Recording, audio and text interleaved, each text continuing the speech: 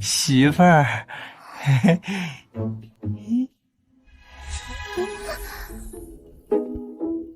媳妇儿，亲亲。敢欺辱我嫂嫂，当初我就不该救你，我杀了你！啊！不要！好你个杨家人，把圣旨当儿戏吗？这是你的夫君，也是你嫂嫂的夫君。什么鬼夫君？这就是侮辱我杨家！侮辱！魏国公杨义强与三子倒行逆施，敢起兵造反，被斩杀，整个杨家都有罪。你胡说！爹和哥哥们怎么可能造反？杨家满门忠烈，怎么可能会造反？我不是在做实验吗？这给我干哪儿来了？住手！你们住手！魏国公杨义强与三子倒行逆施，起兵造反魏国，尽皆斩杀。念杨家对朝廷有微薄之功，免株连，死罪已免，而活罪难饶。现将其女杨清婉赐婚于此傻子。三子之妻柳若瑶、苏宁霜、林轩转嫁此傻子为妾。堂堂军工总设计师，熟读兵书，深知兵理，一朝穿越，居然成了乞丐，还是个流口水的傻子乞丐。虽然有4个如花似玉的老婆，但是这是要嘎的节奏啊！今天就要杀了这傻子！放肆！完了完了，完全动不了啊！皇上说了，此傻子以后成为你们4人的丈夫，他要是死了，就让你们和你们全家陪葬，诛3族。千万不可以！你若杀了他，就是让咱们整个3族陪葬，李家、柳家、苏家、林家都不可幸免啊！不行，我的儿啊！不能让他们孤孤单单的走。来人，布置灵堂，我要悼念王夫和王儿。这傻子呢？让他留下，请大夫给他治伤。娘，你真让我和嫂嫂们嫁给这傻子？嫂嫂们都还没和哥哥们圆房呢，就便宜这个傻子了？圣旨不能不从啊！魏国公和3个儿子叛乱，被人诛杀，这么多侍卫守着，估计一会儿抄家的圣旨就要来了吧？不趁这时候藏点钱，府里的几个虎娘们还有心思办葬礼。听说魏国公府富得流油，我要是有空间，能赶在抄家前将魏国公府的珍宝弄走，让他们抄个寂寞，那得多爽！让那群侍卫打老子！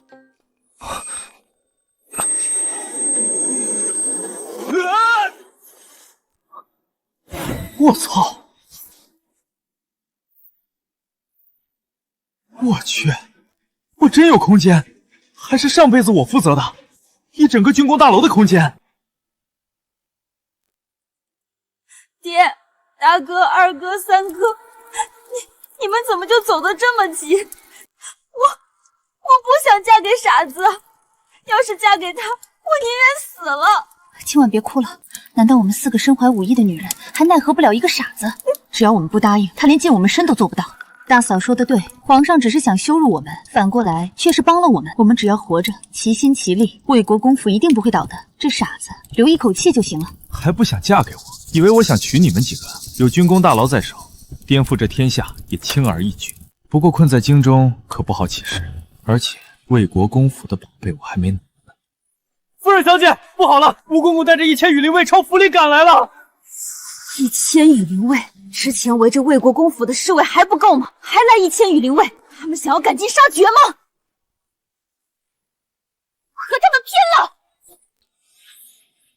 杨大小姐，你要和谁拼了呀？谁敢对我小妹动手？不要我们活，那就谁都别活了！这些女人现在暴起，简直是傻透了。明显这些人就是来抄家的，他们想死，我还想活着呢。傻子，你要干什么？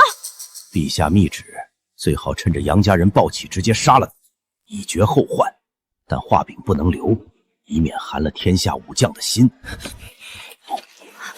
这傻子想干嘛？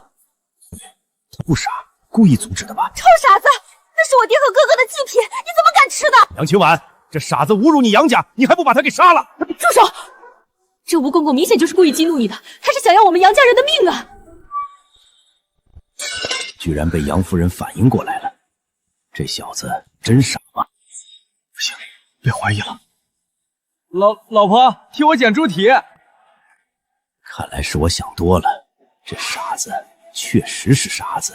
杨大小姐还不听你夫婿的，陛下有旨，魏国公府现在的当家人是这傻子。青婉，减！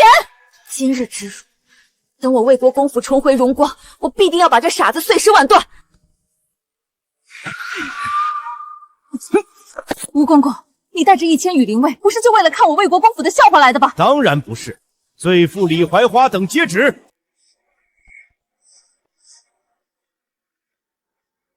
奉天承运，皇帝诏曰：魏国公及其3子叛乱，先祖皇帝及先帝之赏赐全部清点收回，魏国公府解散，送入南荒。钦此。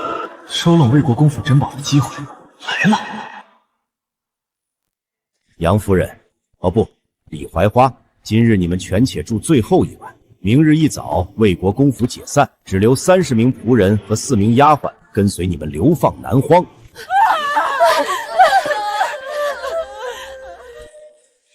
全是价值连城的宝物啊！这下大发了，我只要弄2成珍宝，这辈子就足以无忧。陛下给我的果然是美差。你们都看好了，谁要是丢失1粒珍宝，定斩不饶。遵命。你们起劲儿收拾吧，等明天遣散的时候，所有的东西都得一点一点的拿出来，让你们白白收拾。娘，现在我们怎么办？我已经给了遣散费，遣散了其他仆从，家里的珍宝是带不走了，至少把银票、地契、衣物带走。想得倒挺美，但是看那阉人的架势，你们恐怕啥也带不走。杨家赤胆忠心，怎么可能背叛西昌王朝？现在却说他们背叛朝廷，起兵造反，杨家男丁全被斩杀。娘，难道咱们真的要流放？流放也未必不是好事。流放这件事情肯定有猫腻。这次流放南荒，距离南疆只有500里。夫君儿子的死，老身一定要查明真相，还你们一个公道。这大声密谋的，生怕侍卫不知道吗？得让他们赶紧安静下来，长夜漫漫，我才好拿走宝贝啊！你干什么？老婆，一起睡。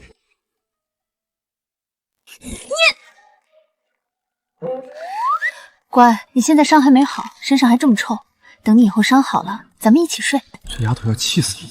不过她之前既然救过我，证明她本性不坏，以后好好调教也不错。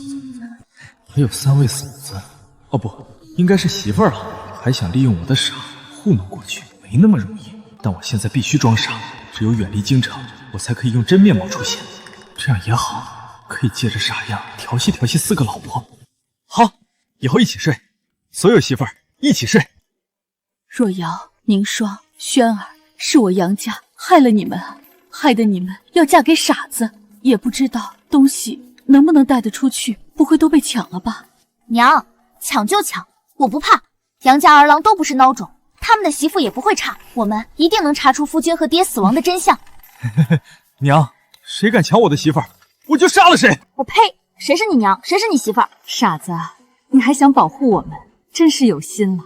若是魏国公府还在，就冲你这句话，我也要保你衣食无忧。娘，你怎么对这傻子和颜悦色的？我恨不得把这傻子千刀万剐。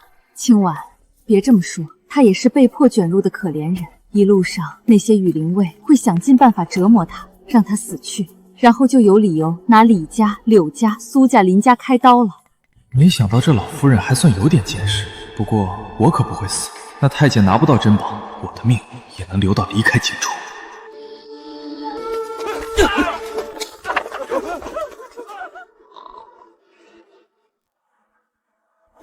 谁？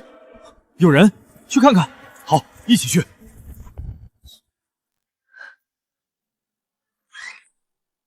这么多宝贝，全是我的了。娘，我整理好的衣服、银票都没了，我的也是，我们的也都不见了，什么都没有，可怎么办啊？没了就没了。昨天我想了许久，觉得羽林卫肯定也不会让我们带出去，大家都装作不知道的样子，不要说出去。走，去找那傻子。娘，找那傻子干什么？我看着他就觉得恶心。那傻子现在是我们生存的命脉，不能让他再被打了。如果他真没了，咱们就死定了。好臭！这臭乞丐居然还睡得着。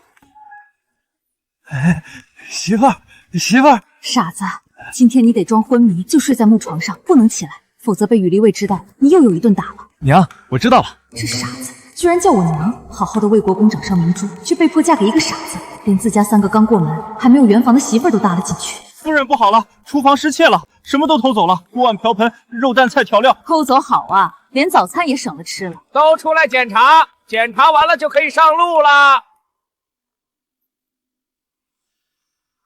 你们5个都由本官来检查。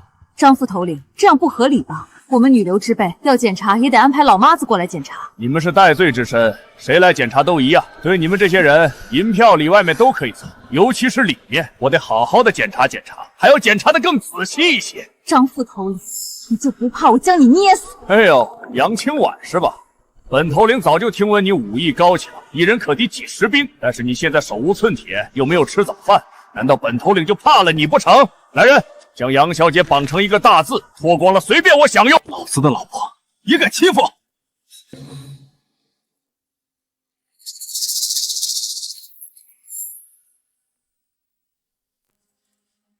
如果你想死，就只管来搜我们的身。老身在此说一句，只要你搜了魏国府女眷的身，3天之内你必身亡。杨家跟着先祖皇帝打天下，立下汗马功劳，世袭网帝魏国公。他带出来的将军遍布全国各地，李家、柳家、苏家、林家等朝廷肱骨大臣权势依旧。万一真有后手，李杨夫人，本头领开个玩笑罢了，怎么可能真正的搜查你们？等到了流放的路上，本头领有的是办法让你们生不如死，有的是办法让你们主动脱光衣服求本大爷来弄。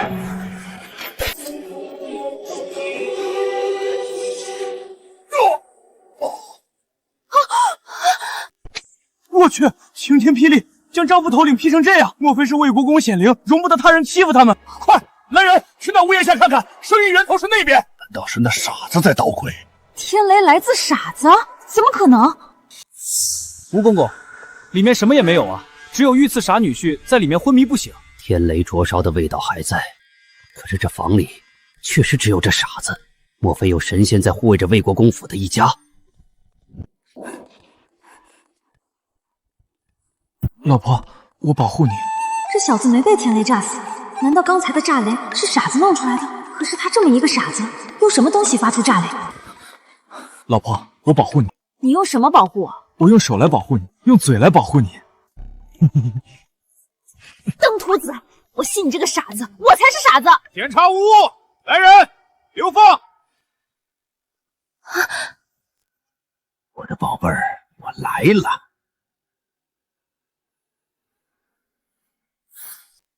东西呢？陛下，出事了！魏国公府的珍宝全都不见了。吴公公，朕不是派了1000名羽林卫包围魏国公府了吗？魏国公府的人有什么变动没有？回皇上，昨晚确实有羽林卫守着，今早上奴婢前往监督羽林卫流放魏国公遗孀，没想到这些珍宝全部没有了。吴公公，你认为朕什么都不知道吗？你认为朕很好骗？来人，吴公公杀！抄家！皇上饶命！皇上饶命啊！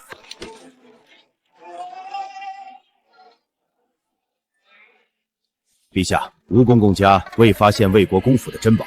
那钱呢？国库空虚，没钱，我怎么打仗？陛下，不排除另外一个结果，那就是珍宝没有离开魏国公府，全部被送入魏国公府的机关洞府之内。有道理，传朕命令，着500羽力军前去将魏国公府深挖，一定要将珍宝挖了出来。遵命。还有，暂时保证魏国公府一行人等安全，等珍宝找出来之后，就定为他们的死期。剩下的魏国公府家族余孽，暂时按兵不动，等珍宝挖出来，再一网将他们打尽。是。还有，夏侯国又来犯了，叫嚣没有魏国公，我们就是一盘散沙。哼，狂妄！没了杨家人，这天下还是我赵家的。准备一下，我要御驾亲征。是。娘，咱们已经出了京城了，按照律例，可以取下穆家休息一下了。你这娘们儿还懂律例？老子是负责流放你们的羽林卫头领，我说能取就能取，我说不能取就不能取。老大，上面不是才传出密旨，远离京城就杀了他们几个吗？现在刚出京城，还是谨慎些，再走一段路，他们就必死无疑了，何必？算你们走运！来人，取穆家。水各位军爷，咱们走了1天1夜了，也该吃点东西，喝点水，休整一下了。行，真是事儿多。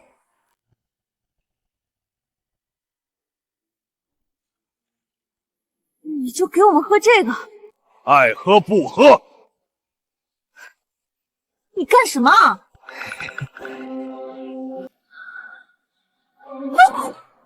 什么？你吃，你吃。你真恶心！苹果藏在裤裆里，不对，西张国不产苹果。每年冬天，魏国公府能得到几个御赐的，我吃过，从没有见过这么大的。好香！想什么呢？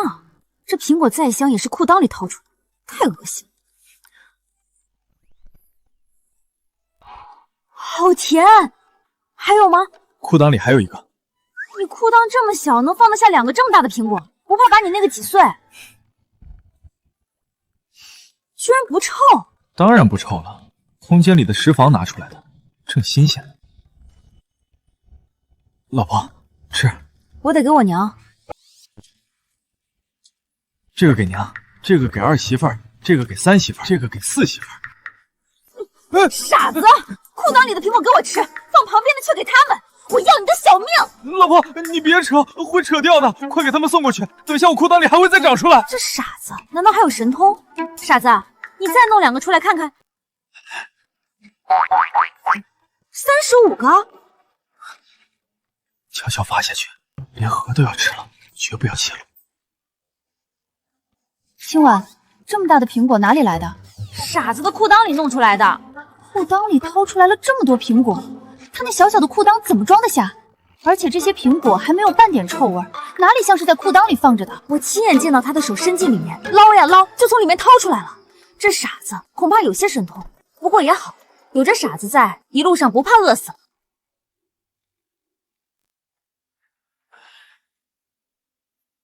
休息也休息够了，上木家。老大，都带上穆家了，除了那傻子身上太臭了，大家都不想靠近，反正他也晕着。没带就没带，没看到老子这样爽快爽快吗？陛下下了密旨，我还以为陛下对这几个人回心转意了，结果我仔细研究研究，就是稍微留他们的命。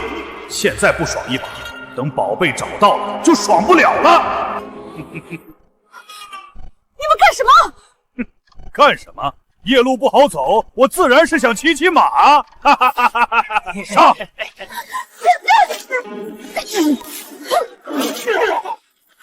小心他的腿，先耗掉他的力气，等他力气用光了，再让他好好享受。这该死的木枪锁得我连动也不能动，完了，今天我不会要被……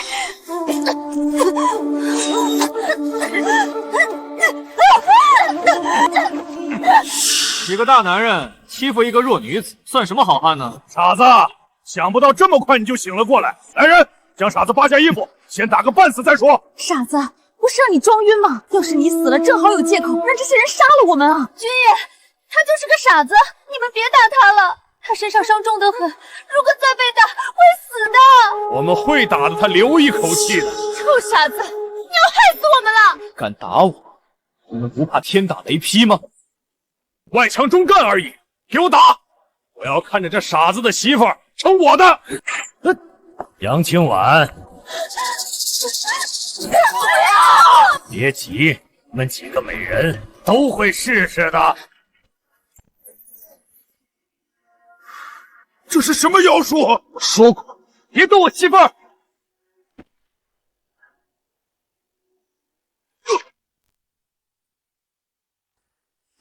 你会控雷术，你不傻，你是妖怪。我本来就不傻。副统领，这小子裤裆里的污泥都吃，看来是真傻。管他真傻假傻，不是他控雷，也是杨家有高手在。要是就这么任由他们杀，咱们还没到南荒，咱们就先没了。那虽然这里离京城不远，但是去哪儿杀都是杀，不如就在这儿了结了他们，以免夜长梦多。你们还想动手？不怕天雷吗？晴空万里的，就算有天雷，未必能把我们都劈死。动手！刀下留人，皇上口谕道。李强呢？回天使，他们魏国公府的人抱其所杀。什么？才不是！他明明是被雷劈死的，他们都是被雷劈死的，还有焦香味儿呢。天使，这傻子的话做不了数。够了，既然李强已死，那你孙老鼠就当这个头领。都散了，参观好这群罪人。孙大人，你跟我来。陛下密旨，保证魏国公府所有流放人等安全，务必不缺一人，全部送到南荒。如有损失，以10倍羽力为陪葬，并且连责正副头领3族。陛下怎么突然要留他们性命？这不是你这羽林卫头领该问的。小小意思，不成敬意，还请笑纳。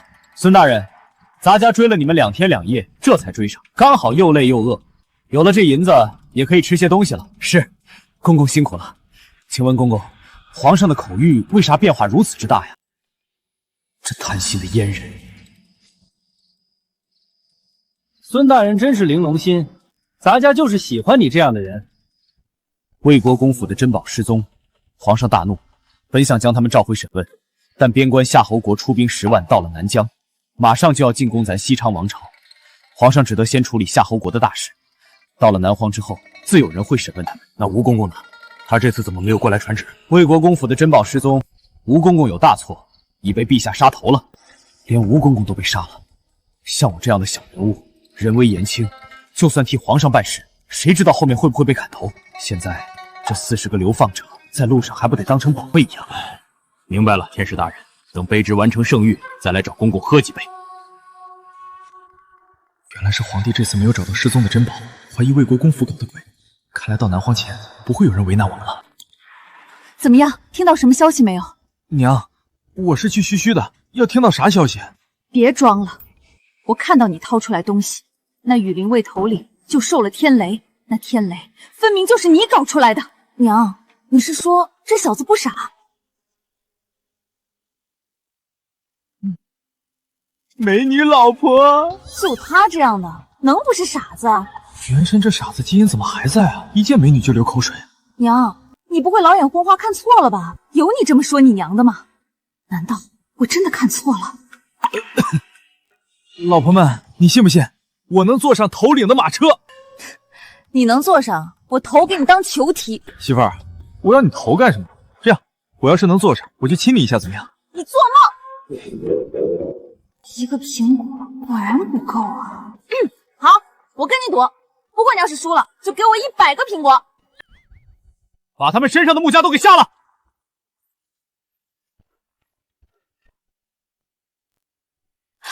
他居然就这么上去了，不怕死？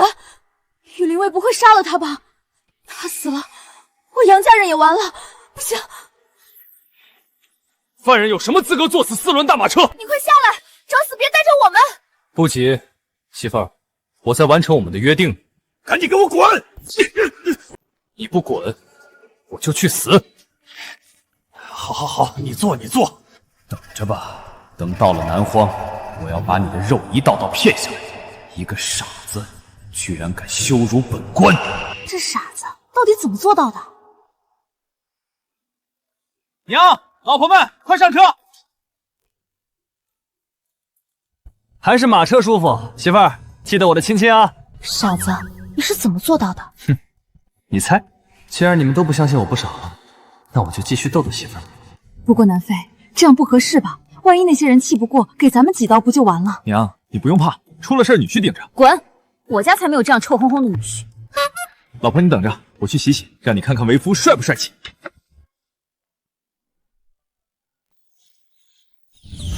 空间里果然什么都有啊！等下再用大楼里的吹风机吹吹，就是不知道有没有电。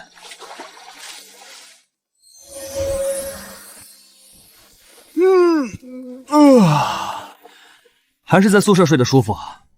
不过我没想到这楼里还真有电，但是这些电是从哪里来的？管他的，有电是好事儿。站住！干什么的？我是傻子。哼，傻子？那傻子可不长你这副样子。我们在押送朝堂重犯，不滚就别怪刀剑无眼。我真是傻子？不对，这人的声音和傻子一样。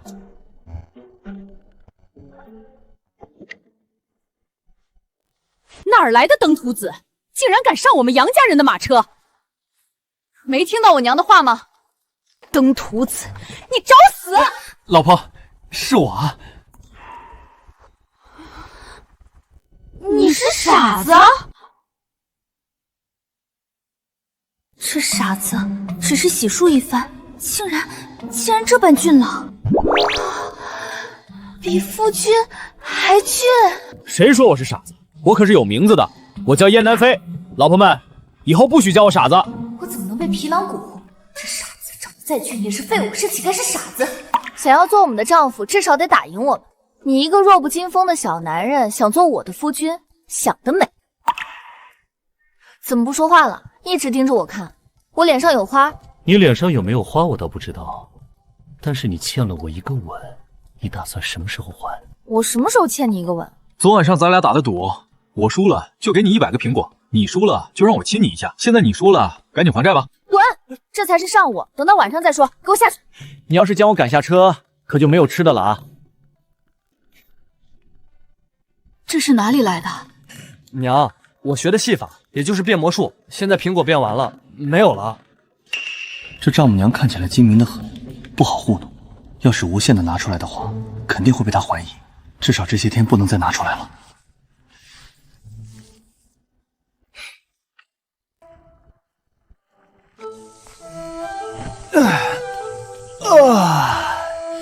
是比走路舒服多了，但还是不如后世的交通工具啊，也太颠了。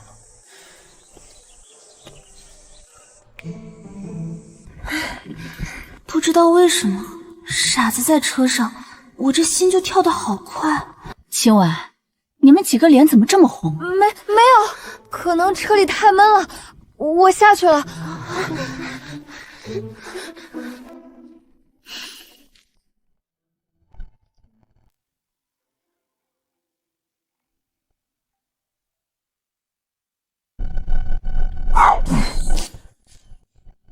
中午想不想吃烤鱼啊？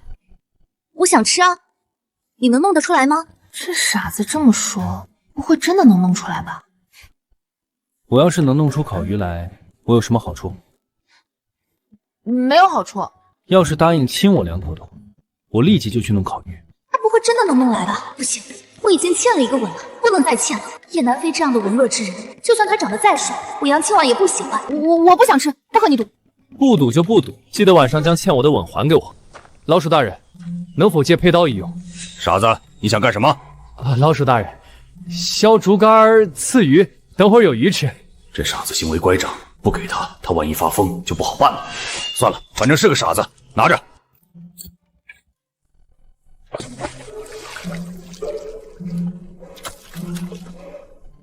这傻子还有这种手艺，怪不得他能活到现在。鱼鳞卫们，咱们也学傻子弄鱼，干巴巴的黄豆粉，老子吃够了。是。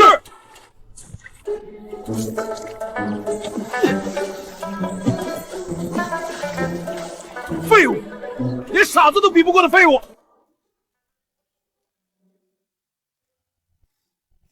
这烤的干巴巴的鱼，香味怎么这么好闻啊？婆婆，舅舅送了一大坛油，咱们拿一些来涂在上面，是不是更香啊？我空间里倒是有很多，但是这么多人的面前，也不可能将油拿出来。想不到柳若瑶解决了这个大难题。这个二老婆还有些智慧，待以后观察观察，说不定是一个贤内助。好，这条给你，趁热吃。好香。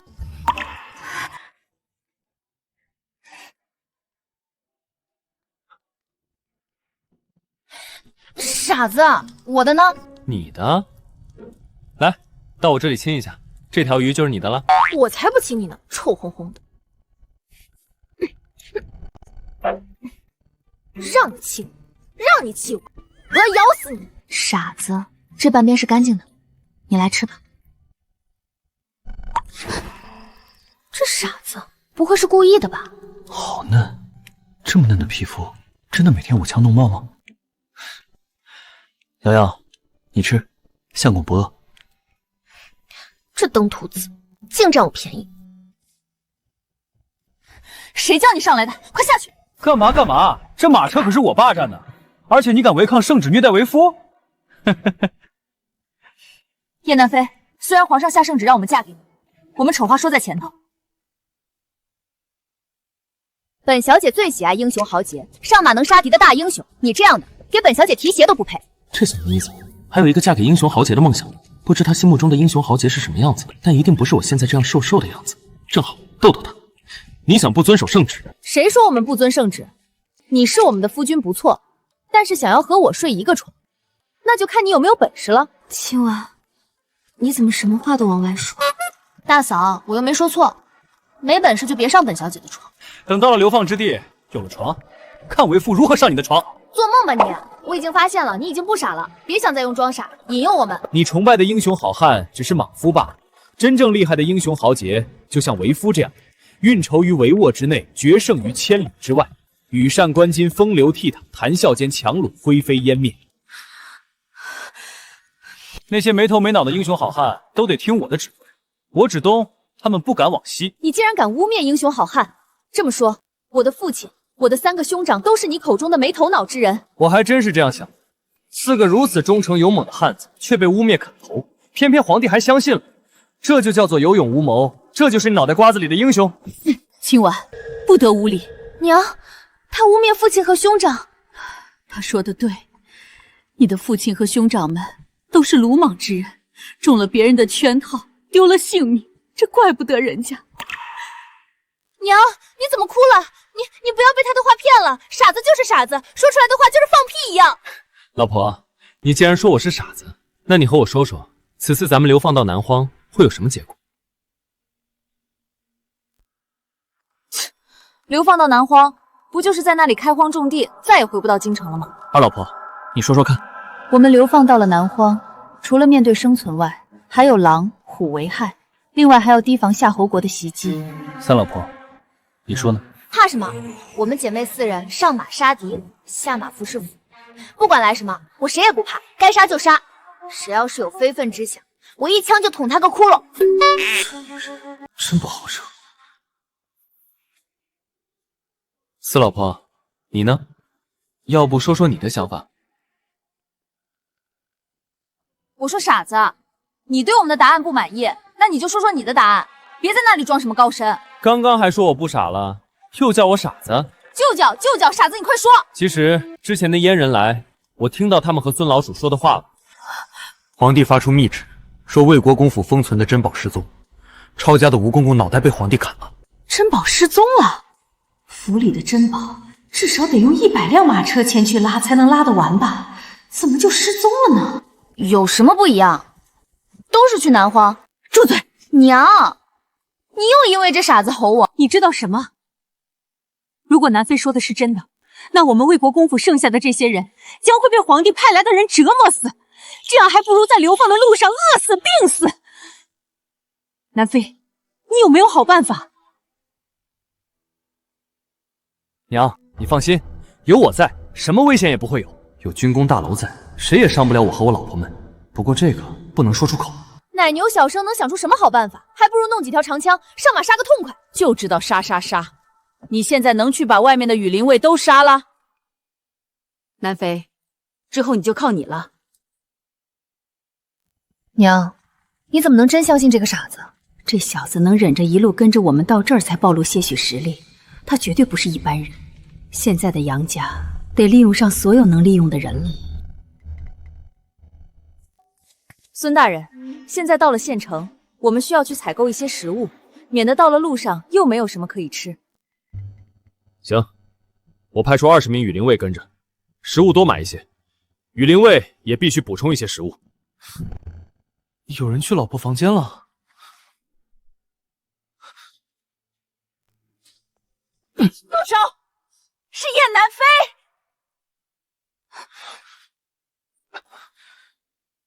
燕南妃，你半夜里跑进来干嘛？娘，我刚才看到一个黑影翻身进来，所以我跟进来看看。燕南妃是自己人，魏姨，你将探听到的情况说一下吧。经过初步的调查，魏姨发现魏国公府陷入了一个巨大的阴谋之中，这里面涉及到朝廷很多的官员，背后的主使人是谁还不知道。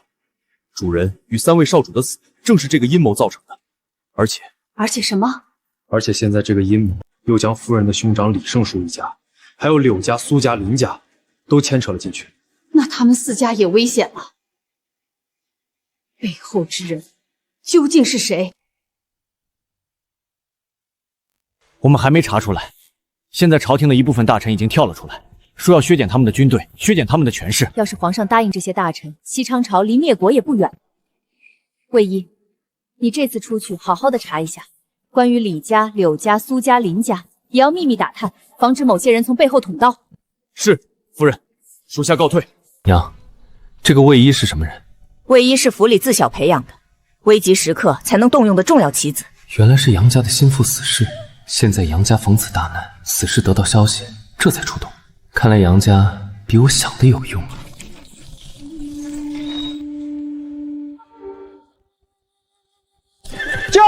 接过！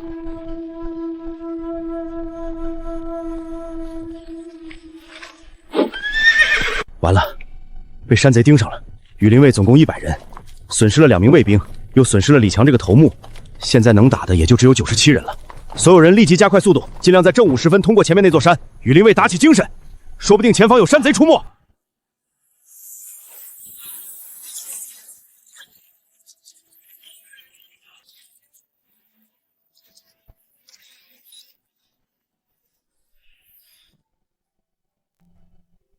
厚脸皮傻子，你又过来干嘛？实在无聊至极，前来和老婆们聊聊天。有什么好聊的？还不如想想如何练成厉害的功夫，不然我们4个姑娘之中，随便一个都玩虐你。做任何事情都要讲究策略，舞枪弄棍的只能当别人的刀子。就算你们个个比我武功高强，可是还得听我的话。笑话，我干嘛要听你的话？要不我给你们讲一个美猴王的故事吧。故事的主角美猴王正是清婉崇拜的大英雄。不听，我就知道你在编排我们。从前有一块女娲娘娘补天的仙石，掉落到了大海边，经过500年的孕育，成了一个石胎。有一天，仙石裂开，一个石猴从里面跳了出来。欲知事后如何，请听下回分解。傻子，后来怎么样？孙悟空死了吗？孙悟空真厉害，大闹天宫，将玉帝打得钻桌子，真是太厉害了！我就喜欢这样的。孙悟空再厉害，还不是被如来压在五指山下吗？他就是一个石猴王，脑袋里面全是石头。滚！你的脑袋里面才全是石头呢！晚上再给我们讲美猴王的故事。不讲了。为什么？因为有人叫我滚。不讲就不讲，有什么了不起的？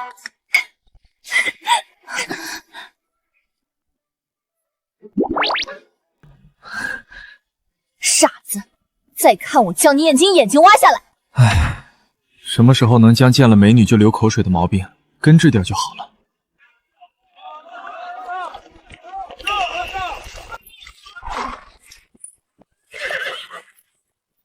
此山是我开，此树是我栽。要想从此过，留下买路财。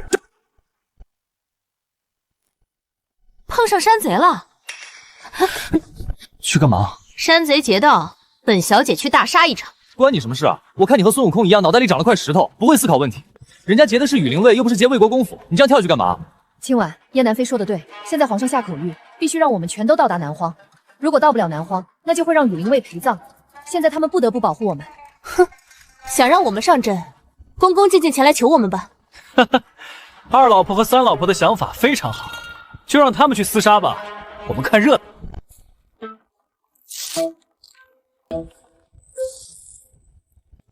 娘，各位老婆，来，咱们一边吃瓜子，一边看八卦。真好吃，又香又甜，还有一股辣味。还真的好吃。我也要。干嘛？昨晚上你欠我的一个亲嘴，到现在你还没有还。你还我，我就让你嗑瓜子儿。不行，叶南飞，你要是再耍小聪明，我非得将你的裤子脱下来丢掉不可。裤子可以丢，但是你欠的吻必须还。日后再说。行，日后就日后，但我要加利息，2个吻。真是太好吃了。2个吻，你还没答应。反正傻子手无缚鸡之力，欠2个就欠2个，反正他也吻不到。再说他也不敢用强，用强姑奶奶就将他打得屁滚尿流。好， 2个吻就2个吻，谁怕谁？我拧死你这个登徒子！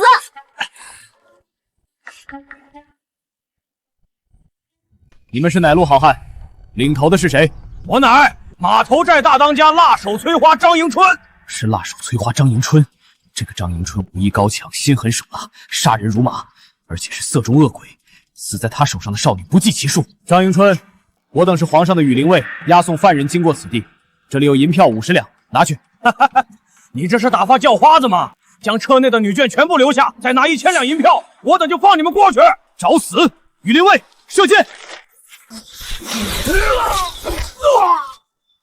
杀光这些狗皇帝的奴才，咱们打上蝗虫，皇帝轮流坐，明年到我家。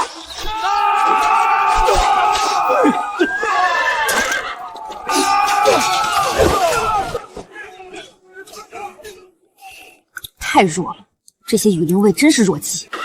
快保护马车，往后撤！兄弟们，冲过去，把车里的人抓出来！冲啊！车里有漂亮娘子，咱们今晚开荤。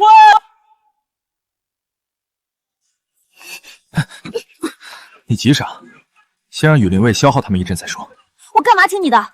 他们侮辱我，我要他们去死！今晚，南妃说的对，先让他们消耗一会儿，咱们再动手。快拦住他！绝不能让他闯入！美人，我辣手摧花来了，今晚我要和你洞房！娘，我去就来。娘，今晚有没有事？应该没事吧？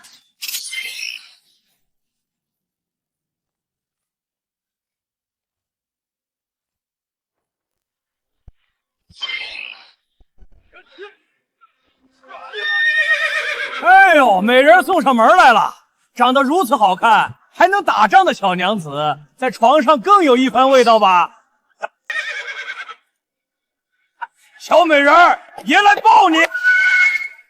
张迎春，你去死吧！想不到你的枪法这么好，等会儿爷将你抓住，今晚上来尝尝我辣手摧花的枪！住嘴！看枪！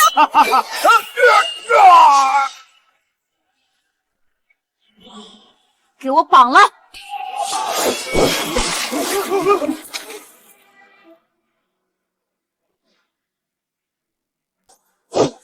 张迎春死了，投降者不杀！什么？大当家的死了？完了！大当家的脑袋翻在那人的裤腰带上了！快逃！快逃命啊！古代的战争是这么残酷吗？头发当绳子，脑袋挂腰间。我说傻子，你这是在干什么呢？老婆，我快虚脱了，扶我一把。虚脱是什么？忘了，我老婆是个古人。我就知道你虚，你是阳虚，缺少男人气。就是虚了的意思。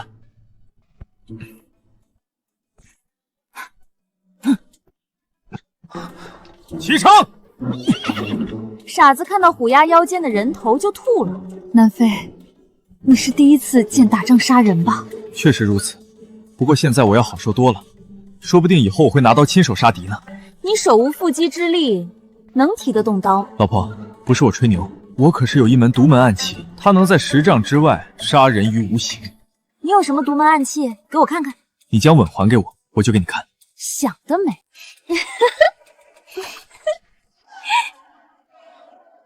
今晚他是你夫君，你为什么拿我去诱惑他？大嫂，谁叫你的罪大？死妮子，怎么和大嫂说话呢？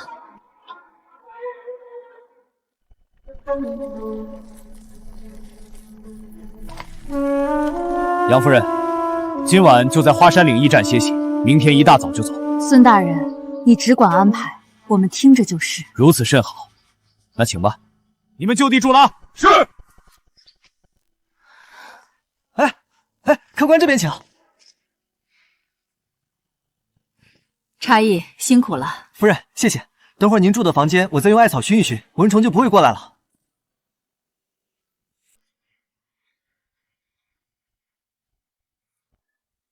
傻子，花籽还有吗？你叫一声夫君，或许就有了。想让我叫你夫君，哪天能够跟在我的马后面砍人头，我可以考虑考虑。喂，你们4个是皇上下圣旨赐我为妻的，为什么不能叫我夫君？傻子，我再欠你一个吻，你拿些瓜子出来嗑吧。真的吗？那我去拿。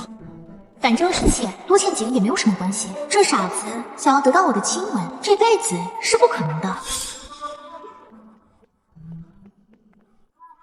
瓜子来了，不过只有这一点点，没有了。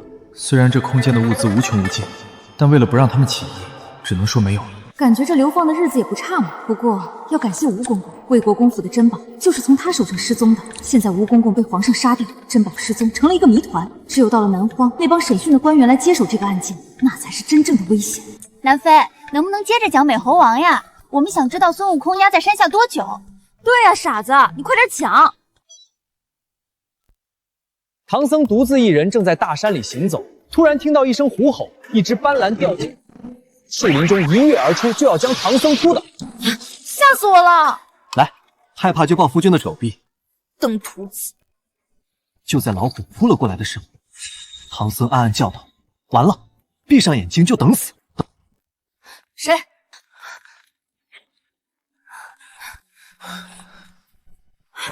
傻子追不上了，那人轻功厉害。靠我的暗器！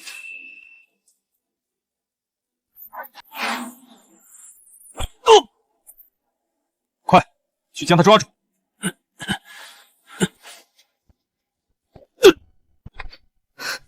是你？落到你们手上，要杀要剐，悉听尊便。他是谁？不知此人名字，但他是丞相钱子良的顾问，以前曾经来魏国公府递过消息，说钱丞相派你来干嘛？哼，废话少说，送我上路吧。娘，这怎么办？婆婆，我来吧，拿木棒把他架起来，绑紧，在下面烧一堆火。放开我！将火加大一些，好好烤。饶命！好好饶命！我什么都说。将人移开。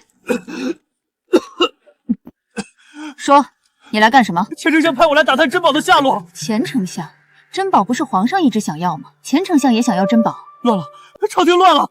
皇上亲征南疆，钱丞相暂管朝廷。赵玄烨起兵挟持官员兵马反叛朝廷。赵玄烨坐上皇位后，命丞相追查魏国公府珍宝。西城朝大乱，已离亡国不远。南疆夏侯国还没有平定，朝廷就易主了。北秦也聚兵10万，想要撕西城朝一块肉。在这样的时刻，赵玄灵只怕分身乏术，无暇顾及流放的杨家了吧？娘，这人怎么处理？放了他吧。谢谢夫人。滚吧！娘，真放他走？放他走了，丞相府会对咱们不利的。放心，他走不了。为什么？因为他中我的暗器，马上就会死。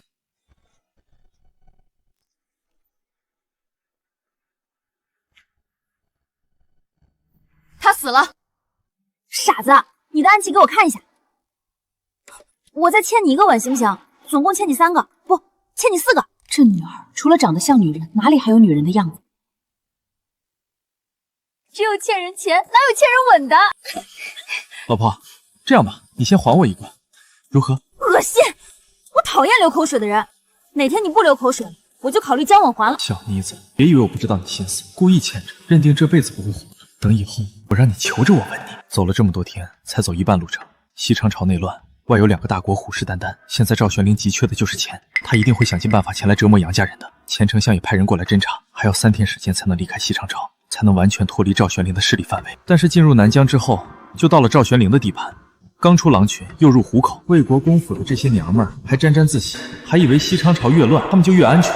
谁知现在被2方人马给盯住，这枪必须得给他们缝身。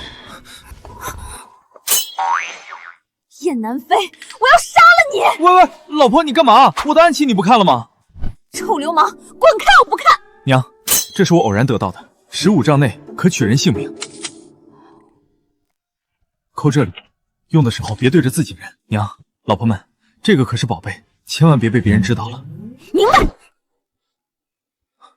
傻子，快出来！我忘记使用了。来了，就让夫君好好的教你如何打枪吧。这样是上膛，这样是退膛，再这样就是重新上膛。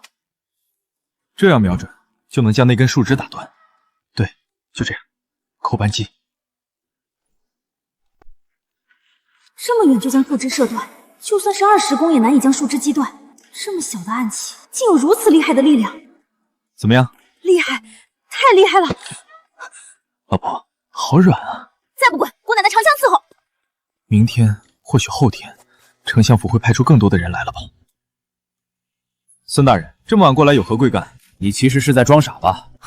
我时傻时不傻。我不傻的时候比你都聪明10倍，我要是傻的时候，连老祖宗都不认。叶南飞，天已变，你们现在危险了。皇家内乱，皇位被赵玄烨给夺走。随后赵玄烨阻断了粮草之应，现在皇上在南疆不仅兵马不足，连粮草也只能维持3个月。这几天赵玄烨的人一定会追过来，截住你们抓回去审讯，到时你们就只有死路一条。孙老鼠，你的消息又是从哪里得来？哈哈，羽林卫替皇上行走天下，时刻关注天下动态，天下大事又怎么能瞒得住我们？那老鼠大人告诉我，又是为了什么呢？说服李怀花献出珍宝，送给皇上购买粮草。立了此功，你可当3品官员。孙大人，这么说你是赵玄龄的死忠喽？放肆！皇上的名讳岂是你能支撑的？我就是一傻子，我还叫你孙老鼠，你能拿我怎么办？哼，若不是皇上开恩，你早饿死在皇城了。能有现在，若在平时9条命也不够你死。敢直呼皇上名讳，孙老鼠，你现在还在赵玄烨的地盘上，到南疆的地盘还得3天，这3天里你就等着赵玄烨派兵追来吧。好男儿顶天立地，替皇上死，我粉身碎骨也不怕。要不你当我小弟算了。孙老鼠，我带着你到哪儿都有你的饭吃，不会饿着你。傻子就是傻子，又开始说傻话了。如果你还不明白的话，我明天就会和杨夫人去说了。你去找杨夫人吧，反正我头脑一时清醒一时傻，也说不清楚。杨夫人，卑职有要事与杨夫人相商。杨夫人，现在我可以告诉你，皇上的皇城被赵玄烨占了。赵玄烨为了追查珍宝的下落，一定会派兵前来将你们抢回去。孙大人，我说过，我们杨家人从来光明磊落。皇上送的珍宝，我们全部放在魏国公府上，为什么就是不相信我们呢？流放前1天，我们就将府内所有的家兵遣散，丫鬟也只留了4个，仆人也就是眼前的这些。流放时，全都是一个个严格搜身，你也在现场。我们就算能带走珍宝，也无处可放啊！行，杨夫人，既然如此，那就好自为之吧。事后往后探，发现有追兵，立即发信号。是。这可怎么办？想不到西昌朝几天就乱成了这样，皇上被逼到了南疆，大半个王朝被赵玄烨占据。为了能够打败皇上，赵玄烨必定追查这批珍宝的下落。但是这批珍宝到底被谁弄走了？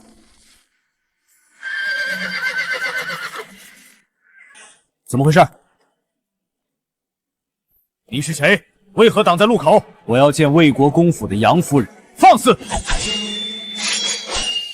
高手，最近怎么回事？尽是碰到高手，也太倒霉了。放行，你们先下去吧。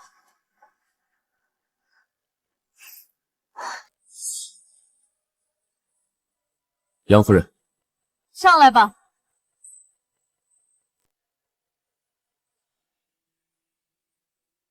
耽误了半个时辰，危险就增大了几分。兄弟们，快加快步伐！天黑之前一定要过了黑虎寨，否则咱们只有死路一条。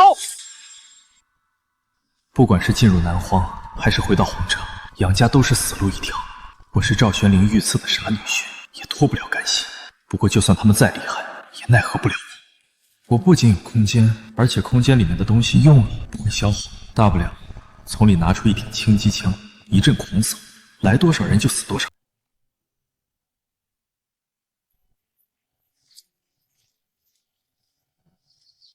老婆，你来了，是来还吻的吗？正经些，我娘叫你去一趟。南飞，刚才你也看到了，有一名黑衣人进来与我说了一会儿话。娘，他是谁？你先别叫娘，等我说完，你还愿意称我一声娘，我也接受。这黑衣人说了什么，使李黄花如此慎重，连娘也不让我叫了？半年前，夏侯国派兵攻打西昌朝的边城，魏国公带着3个儿子，带领骑兵5万，戍守南疆。到达南疆之后，夏侯国立即退了回去，不敢轻举妄动。后来，皇帝赵玄龄派出心腹爱将刘冲去监督魏国公父子。刘冲揣着御赐金牌，还带着一柄尚方宝剑，另外还怀有皇上密令，密令上写道：查杨一羌父子之过失，即斩之。欲加之罪，何患无辞？刘冲暗中培养了一批亲信，在某一天约杨家父子4人前去打猎，却被刘冲埋伏的兵马当场刺杀。随后刘冲拿着杨家的兵符，掌握了5万骑兵。在魏国公死之后，杨家的大将便暗中调查，李府、刘府、苏府、林府也暗地里支持魏国公。而刘冲上报朝廷，他们污蔑杨家父子与夏侯国勾结，想要占据南疆，因此才下令将他们斩杀。可惜了杨家将的一片赤子之心。赵玄龄得到消息之后，第一时间就下令将魏国府所有人解散流放，财产充到他的私库。没想到清点完后，估值达到5000万两银子的珍宝，却在一夜之间不翼而飞。这一切都是赵玄龄想要得到魏国公府的珍宝而故意设的计。夏侯国知杨家父子死讯后，立即挥兵进攻南疆。刘冲的兵马仅仅5天就被杀得四散而逃。刘冲被杨家心腹将领抓住，用刑之后，得知了事情的前因后果。除了魏国公府，李家、柳家、苏家、林家都在赵玄龄抄家的名单上，只是没来得及抄就去支援南疆了。南非魏国公亲信程虎与死士汇聚了1万逃散将士，决定反叛赵玄龄。刚那黑衣人是邀请我们过去的，不连累你，你们的赐婚可以作废。原来其中还有这么多的故事。对他们4个女人来说，这是必报之仇。为此，他们甘愿冒着杀头的风险，随兵造反。南非，外人都把你当作是傻子，但是我们知道你其实一点也不傻，甚至你比我们任何一个人还要聪明。如果你愿意跟着我们去替杨家报仇，也愿意延续这门亲事的话，你可以继续叫我娘。娘，若是我愿意，除了清婉，还有若瑶、宁霜和林轩，她们仍然都是我妻子吗？能够穿越到古代，而且还能娶如此漂亮的妻子4个，真是爽上了人生的巅峰啊！不过他们4人平等，不分大小，你可愿意？娘，我愿意。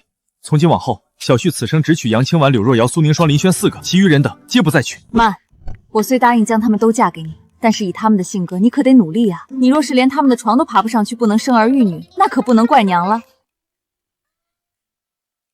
这便宜岳母还真不是傻子，这是看中了我的才华，故意将这婚姻大事与我捆绑。如果得到了他们的芳心还好，得不到也能让我心甘情愿帮忙。不过如果我燕南风保护不了他们4个，在这个弱肉强食的古代，他们4人早晚会成为别人的小妾。幸而我燕南飞可不是普通人，我有空间，空间内还有数不尽的武器，更有魏国公府价值5000万两银子的珍宝在内，还怕个球？这样造反都造不成功的话，那就活该我燕南飞惨死。岳母在上，请受小婿一拜。贤婿请起，以后你得多多加油。哪一天获得了我4位女儿的认可，哪一天岳母就给你们主婚。这可真是空白支票。清婉，你上车。清婉，将杨家枪法拿出来，把它拿给南飞，让他观摩1天吧。1天之后就将书收回，这就看南飞的本事，能学几招就几招吧。傻子，1天之内你能学到多少？当然是全部学会。吹牛谁不会？半天，我只给你看半天。老婆，你这是太爱我了吗？俗话说得好，打是亲，骂是爱，不打不骂不自在。爱的深了，用脚踹。我踹！老婆，谢谢你的爱。燕南飞，你有种，以后别靠近姑奶奶，否则靠近一次我打一次。大嫂、二嫂、三嫂，你们不许笑，别笑！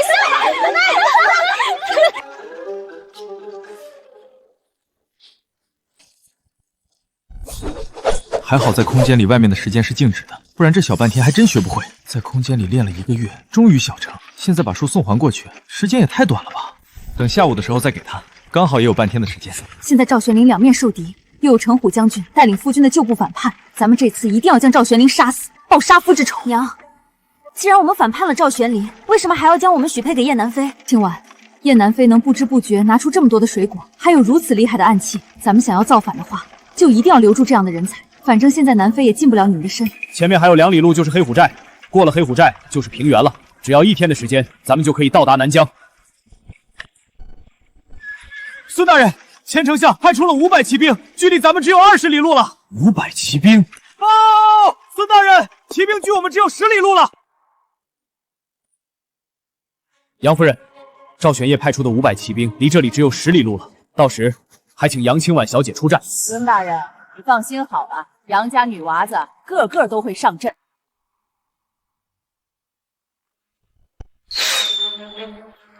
骑兵来了！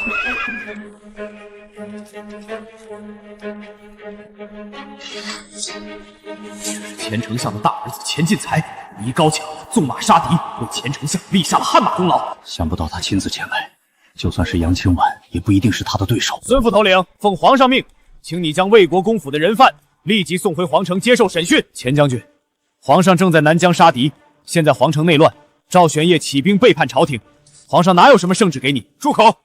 皇上正在皇宫之中亲手起草圣旨，你敢违背，定斩不饶！钱进才，你们钱家背叛皇上，定不得好死！要想将杨家女眷带走，就踩着我的尸体过去吧！孙老鼠，你不是我的对手，本将军只需要一招就可以取你性命。钱进才没什么好说的，各为其主罢了，开杀吧！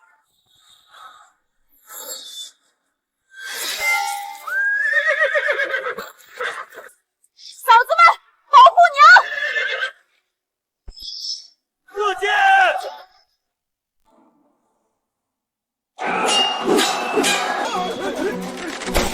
要是再不拿出轻机枪，他们的处境就十分危险了。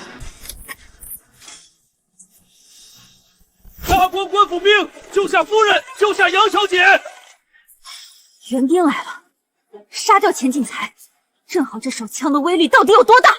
钱进才，看枪！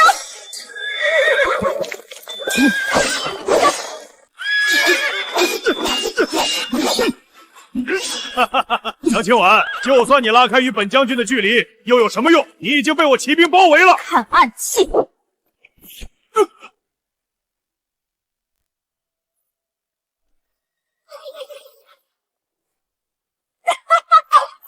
我射死你们！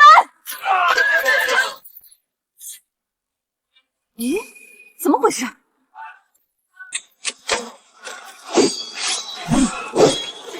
杀了这些狗官兵，将老夫人救下来！老夫人不要怕，我们来了！见过大小姐，见过大小姐。魏三，是你？是我，大小姐，属下相救来迟，还望小姐恕罪。魏三，你何罪之有？快点起来吧。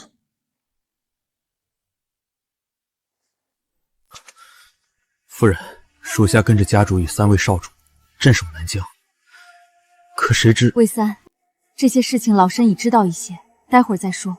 现在这些羽林卫如何处理？这还不简单，全都杀了！杨夫人，饶命！我等愿意跟着夫人一起反叛朝廷。南妃，你看这些人怎么处理？娘，先让我给他们洗洗脑。洗脑？为什么不是洗头，而是洗脑呢？同志们，哦不，兄弟们，现在你们的皇上赵玄龄污蔑并害死了魏国公一家，导致南疆夏侯国攻打过来，而赵玄业又夺了你们皇上的权。现在你们跟着赵玄业一定是死，跟着赵玄龄也是一个死，倒不如跟着杨夫人和我燕南妃，至少饿不死，也不会亏待你们。以后给你们娶媳妇儿，分田地，分银子，让你们过上好生活。燕公子，你说的是真的吗？你叫什么名字？回燕公子的话，小的叫周炳。周炳，我要是说了假话，就让天打雷劈。燕公子，我相信你了。周炳，以后你就是这队羽林卫的头领，不过咱们不再叫做羽林卫，改叫狼牙卫吧。是，狼牙卫头领周炳见过燕公子。这是我私藏的银子，先给你用作经费，以后少钱就找我要。燕公子，从今往后为燕公子马首是瞻，肝脑涂地，绝无后悔。好，现在开始，你们先护卫杨家女眷。遵命。洗脑成功。这就叫做洗脑？夫人，这位是谁？他就是赵玄龄下旨赐给清婉和3个媳妇的夫君。他就是那傻子。夫人，现在咱们已经走上了与赵玄龄不一样的路，他的旨意就是放屁。这赐婚，夫人没必要接受，这样下去一定会害了小姐与少夫人们的。魏三，燕南妃不是傻子。再说我已和他约好，只要他帮我们报仇，对我的女儿和儿媳好，就让他做我的女婿。夫人，万万不可！小姐如此厉害，随便找个人家也比嫁给这傻子强。家主泉下有知，一定不会同意这门亲事的。魏三，这是我的决定，也是我女儿们的决定，此事休要再提。是夫人。黑虎寨内还有300家主的亲兵，都等着夫人的到来。咱们只等夫人一声令下，杀赵玄灵，替家主和少主们报仇。我的手枪怎么坏了呢？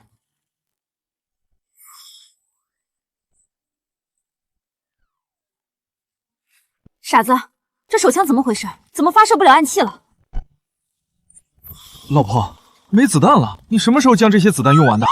当然是杀人啊！本小姐一手拿手枪，一手拿铁枪，每一枪都干掉1名骑兵呢。那这手枪，你干掉了多少人？这手枪干掉了钱进财，还干掉了10个骑兵，总共干掉了11人。这妞没有练过枪法，却弹无虚发，11发子弹干掉了11人，真是太牛了。傻子，现在这玩意儿还有用吗？是不是坏了？笨，这不叫暗器，叫子弹。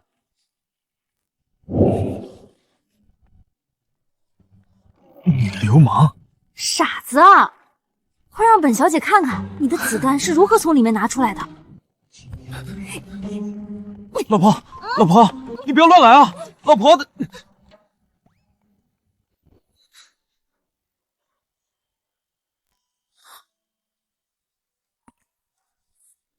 傻子，姑奶奶和你没完！老婆，你还欠我3个。你还说我要杀了你！停！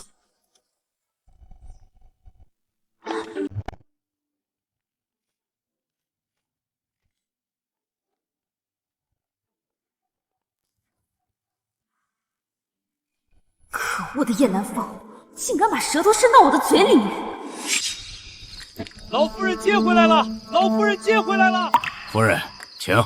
王守义居然亲自来迎接。今晚赶紧见过王叔，他是你父亲最得力的亲信之一。见过王叔。哈哈，大小姐3岁的时候，卑职曾经抱过，想不到现在这么大了，长得如此俊俏，真是女大18变啊！头竟然露出了少女的娇羞。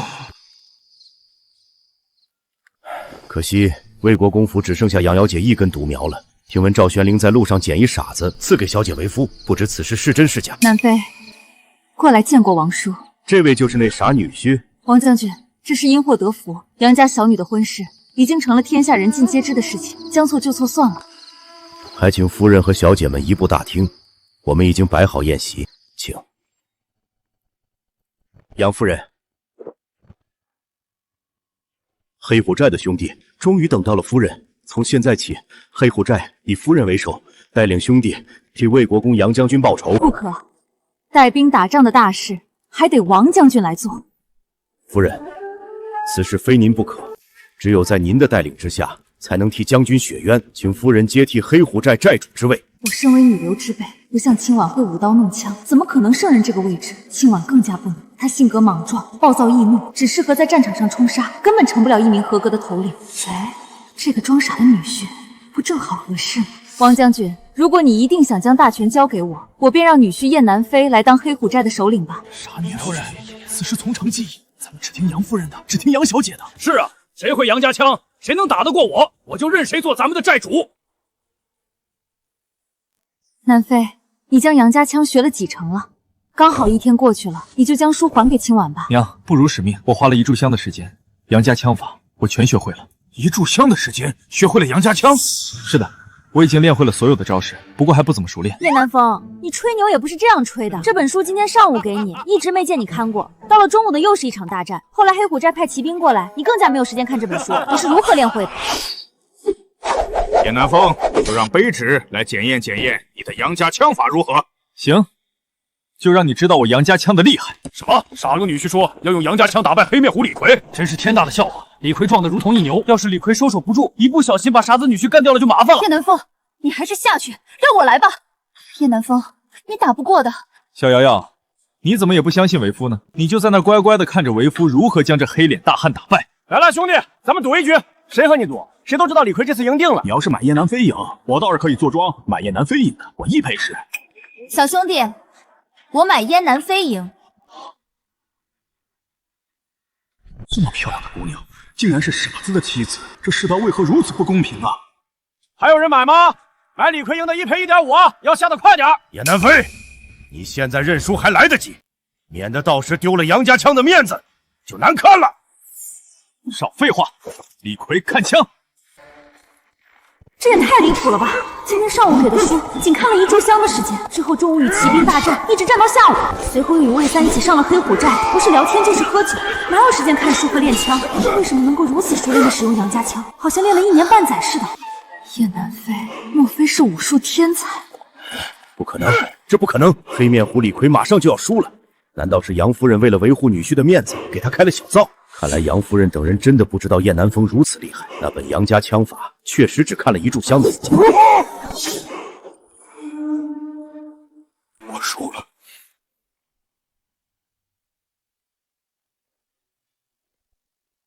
李逵，你其实非常厉害，只是你碰到我这个天才罢了。你是天才？当然，《杨家枪法》这本书，我只看了1炷香的时间就学会了。你说我是不是天才？我不信。你要是有刀法秘籍，我也一样能学会啊！不信你给我试试。要是将李逵的刀法学了，也是一件好事。这是我李家的绝本秘籍，1炷香的时间，你要是学会了，我就拜你为家主。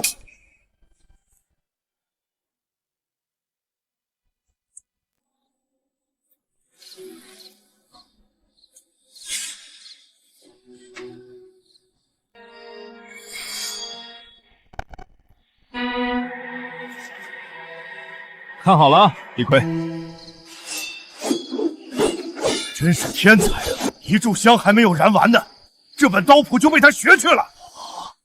家主在上，受李逵一拜。起来吧，以后你就跟着我混。是，家主。嘿嘿，我赢了，10倍，100两银子。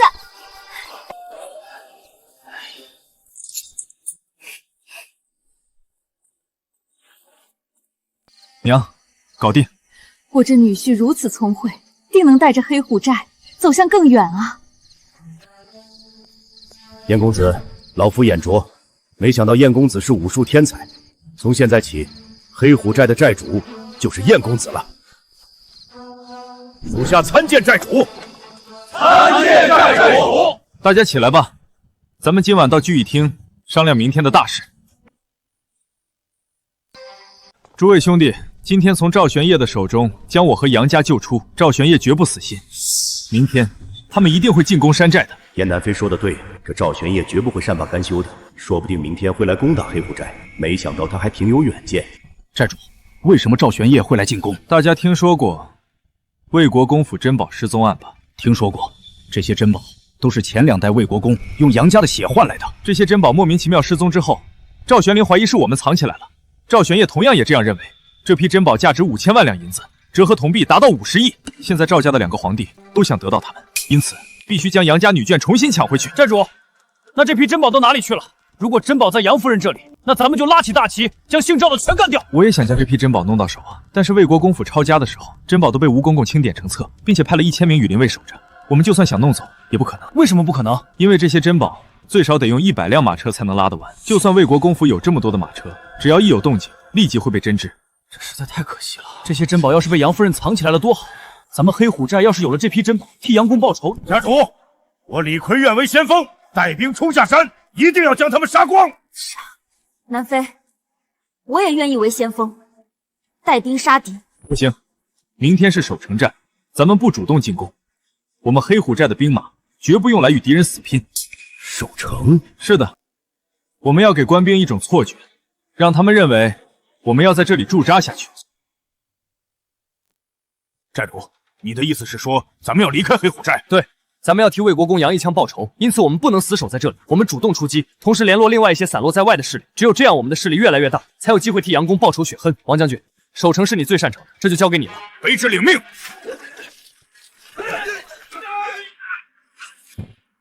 杨夫人，请。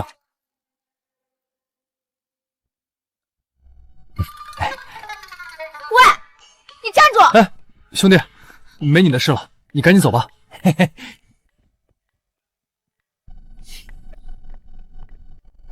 傻子，不要以为你做了寨主就可以对我为所欲为。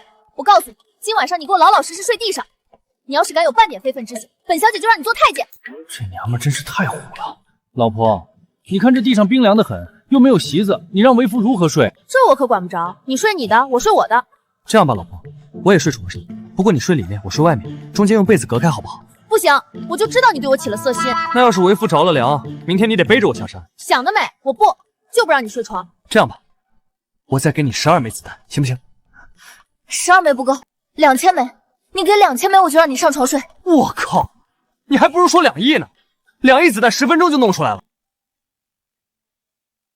老婆，你叫我到哪里去给你弄2000枚子弹？我的手里最多还有200枚，再多就没了。那也行，这样你睡床上可以，只许睡外边。越界割丹丹。第二，不许乱动，乱动也割丹丹。第三，不许主动让我还所欠的我，以后我会还你的。就这些？没有，就这些了。臭流氓，你的子弹为什么老是从裤裆里拿出来？为什么不放在怀里？好恶心啊！我的宝贝都在这里，我当然得从里面掏子弹出来。200发不多不少，你别数错了。傻子，你真有这么多的子弹？都是你的，你得收好了啊！夫君，我要上床睡觉了。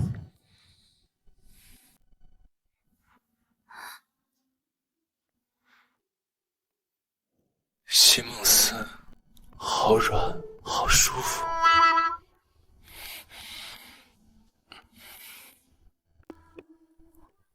滚开，野猪！野猪，不要吃我！叶南飞，我要杀了你！叶南飞，登徒子，你还我清白！老婆，嘘，小瑶他们睡在隔壁。我不管。老婆，我喘不过气了。登徒子，看我不割了你的蛋！老婆，你别逼我，你要是逼我，我就使大招了。哼，你有什么大招就使出来，我还怕你不成？真的？有啥大招，我杨清婉接着。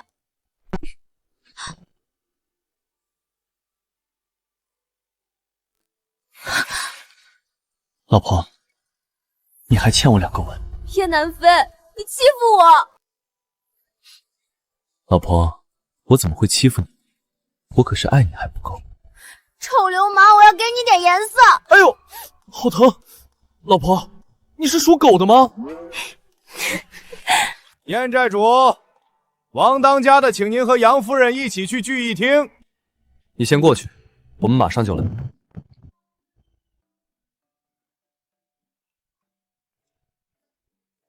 贤婿，你的脸怎么了？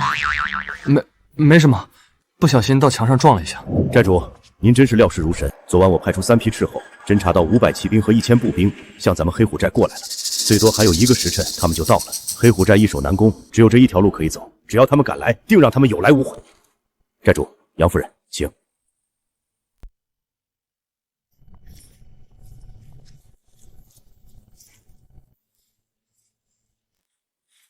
对面可是王守彦王将军，鄙人新任骠骑将军武一刀，还请王将军出来一见。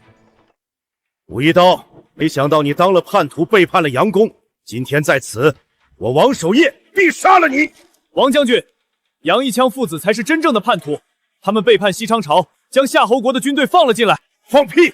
杨公3代精忠报国，怎么可能做叛徒？这一切都是赵玄龄搞的鬼！不错。这一切都是赵玄龄为了夺取魏国公的珍宝，没想到却被李传花藏了起来。现在新皇要将杨家女眷送回皇城，就是为了找到珍宝，将赵玄龄击杀于南疆，也算是替杨家报了仇。如果我说不呢？王将军，你现在处境两难，赵玄龄会派兵杀你，夏侯国也要杀你，只有新帝才能保你一命。你还不快快投降，乖乖将杨家女眷送出来，我可保你成为新皇的大将。那你能保证杨家女眷的安全吗？哈哈哈哈！杨家女眷那是砧板上的鱼肉，谁得到谁就能吃得饱饱的。王将军要是他们交出来，我保证让你享受李卫花柔软的身子。那4个嫁给傻子的娘们儿，今晚就得跪在我的面前，任我蹂躏。王叔，武一刀，我要他的尸体。遵命。放箭，射死他！给我射死武一刀！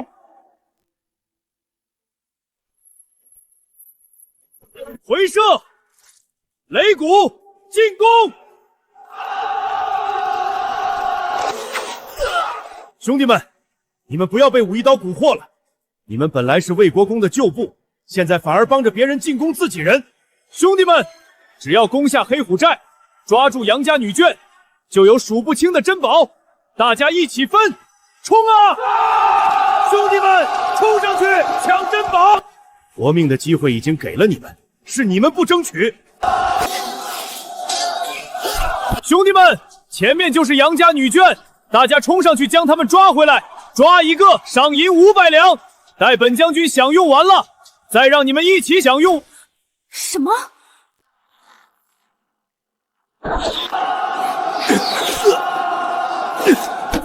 手枪还有200枚子弹，足足可以要了武一刀的命。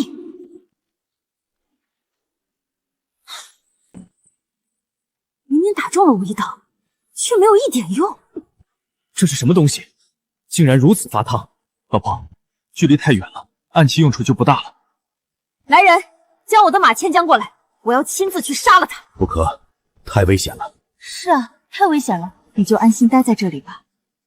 快，寨主不见了，去找寨主！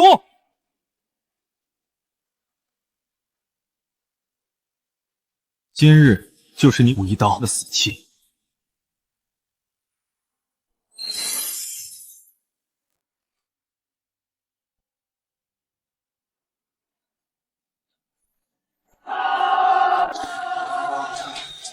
武将军死了！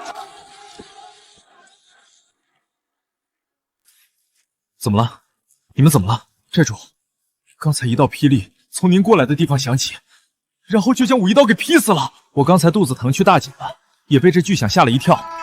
想不到那道霹雳将武一刀给干掉了。寨主，我在黑虎寨半年，曾在雷雨天亲眼见过霹雳将一棵大树劈倒。但是这晴天霹雳隔着这么远将人干掉的事，如果不是亲眼所见，打死我都不敢相信。第一次霹雳是在南飞的房顶上响起，第二次南飞去小姐，现在这第3次南飞去大姐，怎么次次都出现在南飞所在的方向？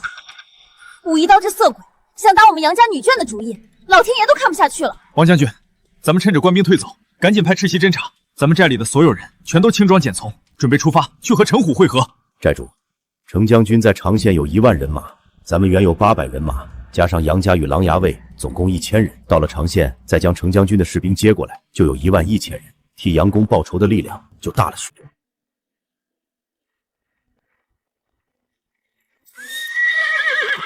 王将军，官兵已经退去了20里，只留下几个士兵在监视，被我们干掉了。做得好！现在黑虎寨全部撤退，到长县与程虎会合。你带50名斥候在后面侦察，发现官兵及时汇报。遵命。全寨即刻动身，撤离黑虎寨。寨主，程虎臂力强大，每次战斗总是冲在最前。杨公曾言要将小姐许配给程虎为妻，只是还未正式交换更帖，杨公便被害了。如今小姐成了寨主妻子，我怕程虎心生怨恨。王将军，若是程虎敢对家主不敬，我李逵就和他大杀百回，将他的锐气打掉。乖乖的听我家主的话。哦，寨主，杨夫人，请您过去说话。娘，什么事？南飞，你上车来。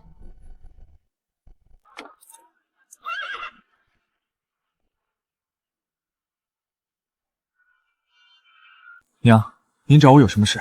南飞，晴天霹雳和你有关吧？傻子，霹雳和你有关？虽然我现在是杨家的女婿，一旦杨家和程虎联合将我抛开，那我连自保的力量都没了。空间的事情现在绝不能说，哪怕是真正的妻子也不行。南飞，每次霹雳出现的地方都有你，这霹雳和你一定有很大的关系。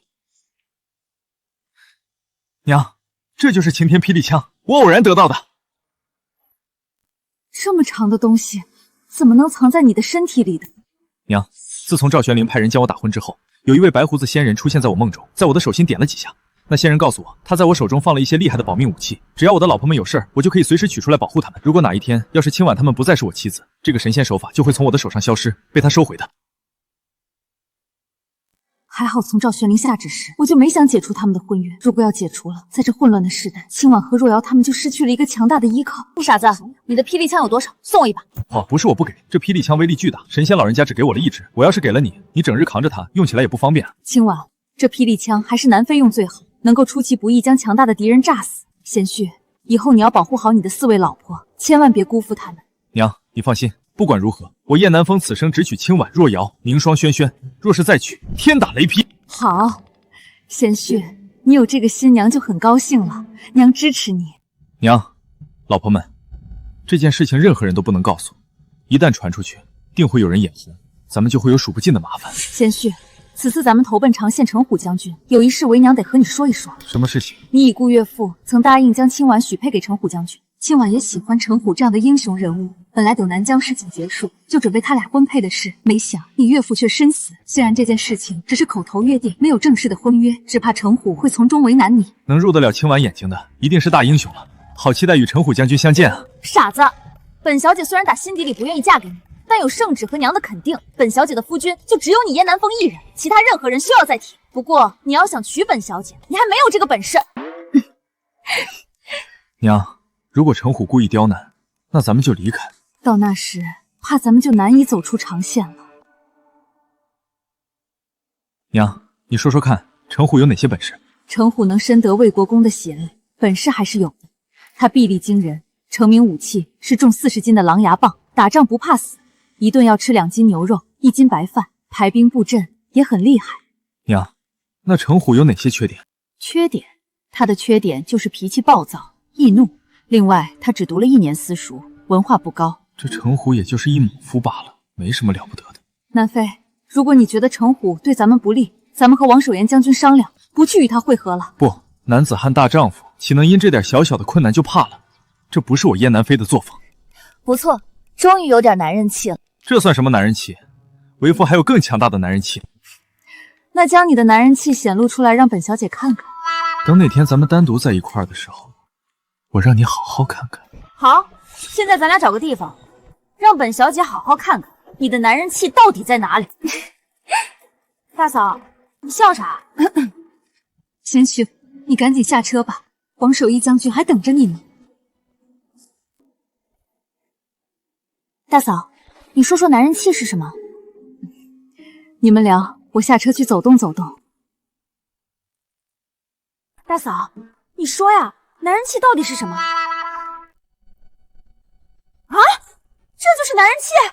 傻子占我便宜，燕南妃，我杀了你！寨主，你在笑什么呢？感觉你这笑容有些猥琐。我靠，王叔，你这是想吓死我呀？赵玄烨的军队怎么样了？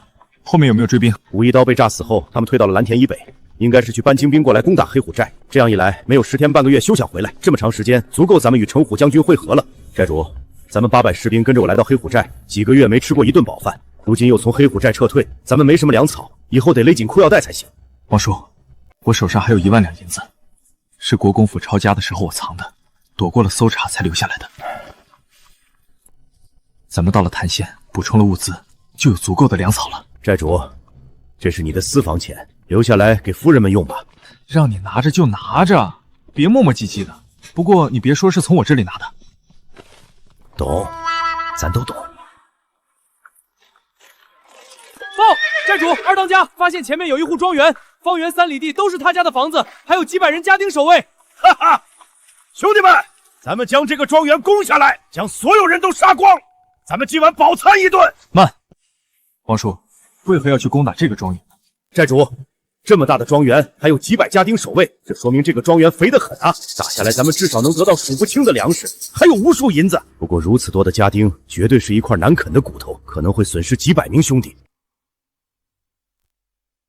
王叔，攻下这个庄园，还要损失几百名弟兄，绝对不是好办法，得重新想一个办法。寨主，打仗哪有不死人的？只有攻下这座庄园，咱们才有机会活下去。就算我们不去打，用不了多久，只要赵玄灵败退过来，也会去攻打他们的。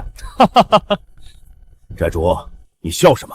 王叔，我笑你只知硬夺，不知智取。今晚你们乖乖的听我指挥，我便不费一兵一卒，就能将这个庄园争取过来。寨主，此话当真？王叔，各位兄弟，今晚我就让你们走着进庄园吃大餐，睡大觉。这哪里是一个庄园，简直就是一个缩小版的县城。强盗来了，大家快上城墙杀强盗！强盗之部，再往前杀无赦！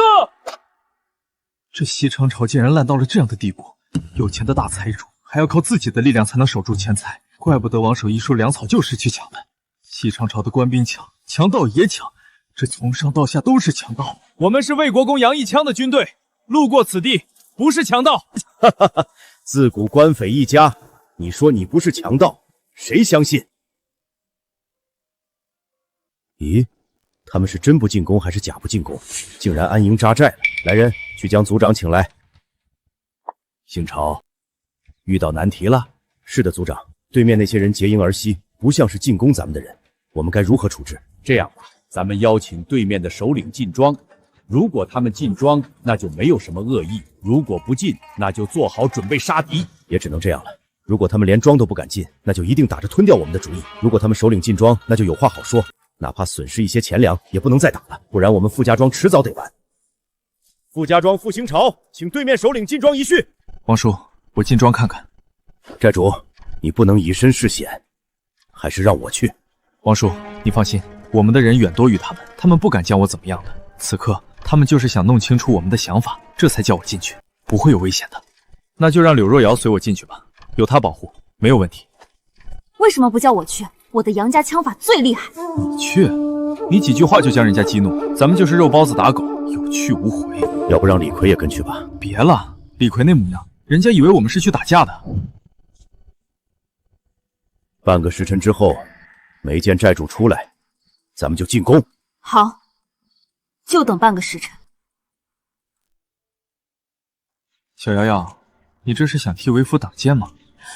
不许你叫我小瑶瑶，请叫我大嫂。小大嫂，为夫不让你替我挡箭。南妃，我与大郎已经拜过堂，现在他死了，我必须先报仇，再找到他的坟，到他的坟上守孝3天，我才能嫁给你。那宁霜和轩轩呢？你要是不答应这个条件，哪怕婆婆同意，我也绝不会答应的。他们和我一样的意思，只有找到杨家儿郎的坟，替他们报仇，我们才愿意嫁给你。这些话在流放的时候我们就商量好了，这些天来一直没有机会和你说，正好今天就将这事情赶明了。南妃，在没有报仇之前，你还是叫我们嫂子好吗？好，小大嫂，为夫同意你的要求，我会替杨家报仇，也会替你找到他们的坟墓，让你给他们守孝3天。我会一直等到你们3人心甘情愿嫁给我，让你们几个彻底爱上我。强扭的瓜不甜，不用多久，我就会完成承诺，让你们对我燕南妃欲罢而不能。欢迎贵客临门，在下魏国公女婿燕南妃，这位是我大嫂柳若瑶，如今率兵路过宝地，打扰了。魏国公女婿，哈哈，我正是你们传闻中的傻女婿。燕公子如此年轻有为，胆色惊人，这简直是英雄好汉，又怎么会是傻女婿？我乃傅家庄族长，这位是我大侄子，名叫傅兴朝，偌大的家业就是他一手弄起来的。看样子这个叫傅兴朝的年轻人还真有2把刷子，打造这样一个庄园，花不下万两银子。燕公子，这些都是傅兴朝的产业，靠着他的奇思妙想，制作出很多新奇的东西，逐渐建成了庄园。南疆的庄园有如此规模的，独我一家。副族长，你得意什么呢？你们这样下去，离死不远了。燕公子是什么意思？你是想攻打我们吗？我燕南妃只是路过，绝不攻打你们。但是南疆现在烂透了，自从我岳父杨一枪被陷害致死后，夏侯国起兵攻打南疆，刘冲白白将杨一枪的5万兵马葬送掉。现在赵玄龄亲征南疆，没想到后院起火。南疆现在各路兵马齐聚，缺少的就是粮草。现在整个南疆就你们最有钱粮草，你们就是砧板上的鱼肉。我不杀你们，定会有其他更大的势力来抢你们的粮食。燕公子，您说的对，刚才是我冒犯了。那我们如何解决这个问题？现在唯一的办法就是解散家丁，或者依附某股势力，才能勉强保命。燕公子，如果我们向先皇投降呢？赵玄龄是我们杨家的对头，你有投降他的想法，我们马上回去组织兵力进攻你们。燕公子，你的意思我明白了，要我傅家向你投降，你不费一兵一卒就占有了富山庄，打得好算盘啊！燕南妃，你有什么好处给我们？我们傅家庄宁愿灭亡，也要和你们同归于尽。没事，你先坐下来。好处，不愧是商人，主力还是排在第一位。商人重利，天下皆知。燕南妃，你要想清楚了，没有足够的好处，宁可傅家灭亡，也要反咬一口让你重创，让你这辈子无法报仇。有血性，不错。跟着我，我可以让傅家成为最有钱的家族。燕公子，你有什么能力让我成为最有钱的家族？这是何物？还请你换个方向做。好。端2盆清水来，本公子给你演示一下。傅公子，去将那个小丫头带过来，我来用给你看。燕南妃，她是我女儿，不许你欺负她。傅公子，别动怒，我绝不会对你女儿怎么样的，只管带来。小朋友，你叫什么名字？回燕公子的话，我叫傅青兰，爹希望我青出于蓝。真乖，你爹真会取名字。青兰小朋友，我可以帮你洗一洗这只手吗？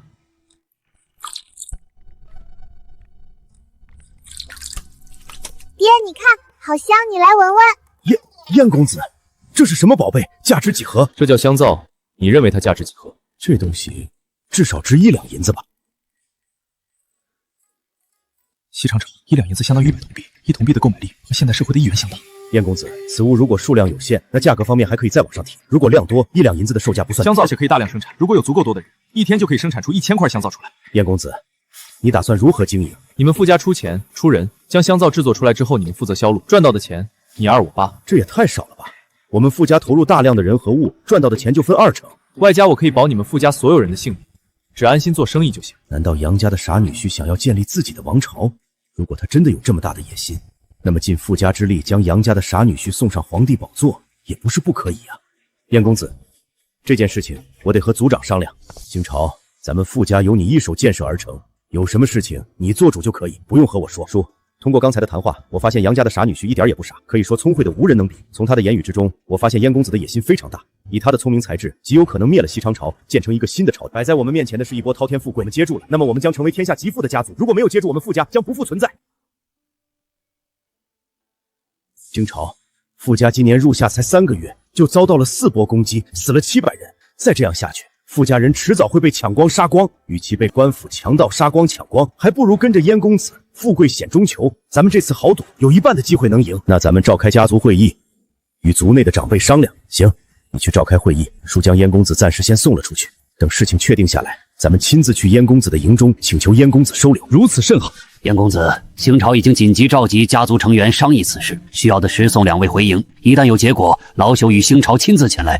寨主，这傅家庄人数多不多？家丁有多少？武力强不强大？傅家庄总人数大约500人，年轻人的数量少，家丁人数最多300-400。寨主，傅家庄人数不多，趁他们没有低费，咱们突然杀过去，灭了傅家庄，咱们的粮草就有着落了。寨主，这正是大好机会，咱们抓住了，就以最少的损失获得极大的利益。哈哈，王叔说的对，以最少的损失获得最大的利益。不知道王叔知不知道用兵的最高境界是什么？寨主，那你说用兵的最高境界是什么？不战而屈人之兵。好一个不战而屈人之兵！这么说，寨主不费一兵一卒就能将傅庄攻了下来？拭目以待吧。哈哈，那就等到天亮，看寨主如何屈人之兵。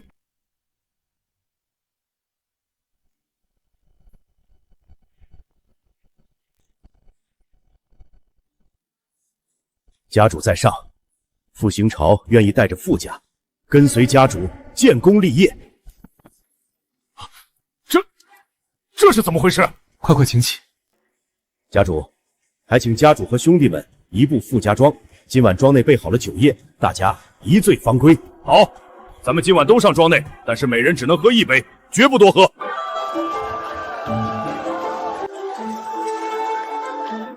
若瑶，你过来。婆婆，什么事？晚上你和叶南风一起进入傅家庄，他们谈了什么？爹，你看，好香，你来闻闻。你说的香皂到底是什么做的，能够吸引傅星朝将整个傅家都投进来？具体是什么东西做出来的我也不清楚，只知道洗过之后手上全是香味儿，而且还洗得干干净净，没有一点污渍。婆婆，我和叶南霜进庄的时候和他约定好了。若瑶，你和他约定什么了？婆婆，我和宁霜、林轩3人都是您的儿媳妇，现在杨家儿郎都被赵玄灵害死，此仇不共戴天，此仇不报，儿媳绝不再嫁他人。天下皆知你们3人被赐给一个傻子当妾，你们不嫁给叶南风，以后就再也嫁不出去了。婆婆也不想害你们一辈子，如果南风真是傻子，婆婆一定想尽办法将他弄死，但他却只是装作傻子，内有乾坤。你们嫁给他，以后一定会幸福的。婆婆，我们3人也不是不嫁，只要叶南风答应替杨家儿郎报仇，并且找到他们的安葬之处，守孝3天，我们就同意嫁给他。那南风答应了吗？都答应了。唉，我们对不起他。今晚宁霜、林轩，不管如何，你们已经是南发的媳妇，他要是真想怎么样，你们也不要拒绝，不要被条条框框限死。总之要给他甜头。娘，什么甜头？如果南妃想和你们拥抱亲吻，你们也不要拒绝，他毕竟是你们的夫君，一味的拒绝会影响你们的感情的。哼，娘，傻子太坏，我才不愿意。婆婆，您别说了。今晚你听娘说，你是燕南风的原配妻子，你嫂子他们心中还有你哥的影子，短时间内他们不可能放开。要想替你爹和3个哥哥报仇，咱们唯一的依靠还得燕南风，所以你要抓住机会，生米煮成熟饭，再早点和南风生几个孩子，咱们杨家就有救了。娘，难道我不能替爹和哥哥们报仇吗？非得靠他？就你满脑子只知道杀杀杀。如果没有人替你着想，你被人卖掉都得替人数银子。叶南飞有勇有谋，而且还有白胡子老神仙送的仙气，他是神仙看中之人。就这一点，要是让人知道，那些达官贵人一定会心甘情愿将自己的女儿送给叶南飞。如今叶南飞发下毒誓，今生只娶你们4个，这样忠诚的男人打着灯笼也难找，却偏偏被你这个傻小姐给碰上了。乖女儿，你得想办法和南飞生米煮成熟饭，只有你们有了肌肤之亲，生下来几个儿女，让他有了牵挂，这才是对杨家。你别说了，我听你大不行吗？我再努力努力。家主，傅家从明日起就收拾行囊，跟随家主。家主去哪里，我们也去哪里。家主，我等愿为你效犬马之劳。我们要想经营好香皂生意，需要有稳定的地盘，才能赚取大量的钱财。对，家主，咱们学程虎占领一处地方，自立为王。家主，请看。傅家庄距离谭县很近，谭县往西就是长县，程虎占据长县与赵玄林对抗，但赵玄林与夏侯国正发生大战，无暇顾及程虎。另外，赵玄业派兵驻扎在南疆北面解州县，切断了对赵玄粮草的供应。现在赵玄林腹背受敌，又没有粮草，岌岌可危。王将军，但是谭县驻了一营步兵，足足有1000人，我们攻打的话胜算不大。我们至少3倍于谭县的人马，攻城才能有胜算。若我们绕过谭县，从农村穿插而过，不就能到长县了吗？家主，谭县与长县之间一条长几百里、宽约1里的大河谭江，谭江流经谭县，形成了一个大湖，并且谭江的最狭窄处就在谭县县城。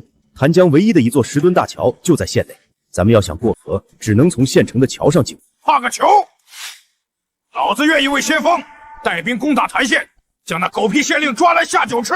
强行攻打是下策之策，你们谁有好计策？最好是不费一兵一卒将县城拿下。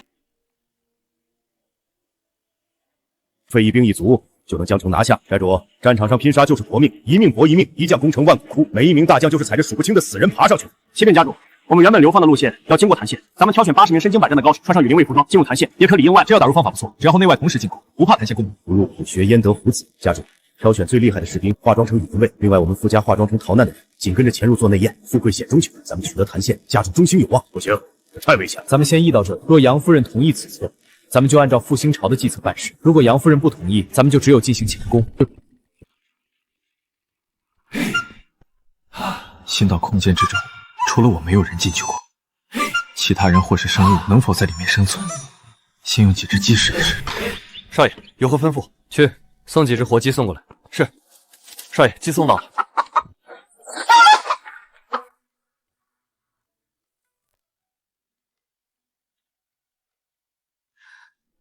呼吸正常，完全没有问题。这处空间，不管是人还是动物，都能在里面存活。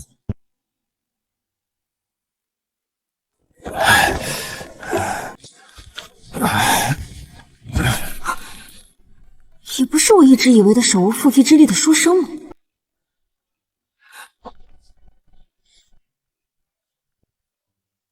娘，累死我了，我得再睡一会儿。昨晚干嘛去了？累成这样，是不是晚上没睡好？昨晚上傻子将我抱得紧紧的，折腾我1个晚上。有落红吗？落红的毛巾要收好。你说到哪里去了？我们只是睡觉，什么也没做，他老是横着睡，害得我1晚上没睡好。娘，我们这样睡了会有孩子吗？娘，告诉你就不懂啊。夫人，请移步傅家大堂。王将军，只要能替我夫君和3个儿子报仇，哪怕是刀山火海，我们也敢闯上一闯。夫人，此去谭县非常危险，甚至会危及生命，你还是想一想再回答。不用，我们决定和南飞一道进入谭县。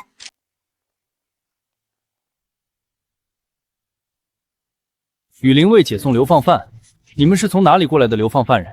为什么有这么多羽林卫？我们是西昌朝押送魏国公府杨氏犯官女眷的羽林卫，将杨氏押送到南荒，途经谭县。皇上等的人终于到了，你们得走快点才行。现在兵荒马乱，到处都是逃难的人。谭县的城门现在关得早，若不急一些，我怕你们赶不上了。谢谢赤侯爷的提醒。时辰到，关闭城门。有圣谕。皇上口谕，现有流放犯人魏国公、杨氏女眷人等流放南荒，经过谭县，尔等立即大开城门，放我入城。慢！你等是什么人？进城干什么？师长大人，行行好，我们傅家遭受强盗，我们连夜逃了出来，好不容易到了这里，如果不能进城，我们就死路一条了。你们这至少有几百人，5两不够啊！师长大人，我们被强盗逼着跑路，没有带什么东西，这些几乎是我们毕生积蓄了，还请多多开恩，放我们入城。快点，过了时辰就不让你们进城了。谁让你们进城的？为什么不检查？参见石将军。他们是什么人？禀将军，这些人是奉皇上圣旨押送魏国公杨氏女眷流放南荒的羽林卫。他们呢？是什么人？禀将军，他们是被强盗追杀的逃难族人。混账！现在战乱四起，就算你要放他们进城，有没有检查？将军，属下这就安排，还不快检查？将军，这些银两是小人奉送将军的，还请将军通融，让我等早日入城。算什么玩意儿？也敢和本将军说话！来人，将这些马车全部给我检查，没问题再放进城内。遵命。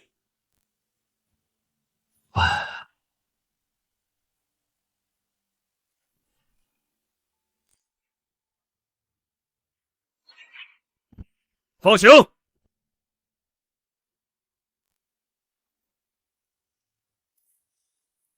星潮，你们带着的食物呢？怎么不拿出来吃？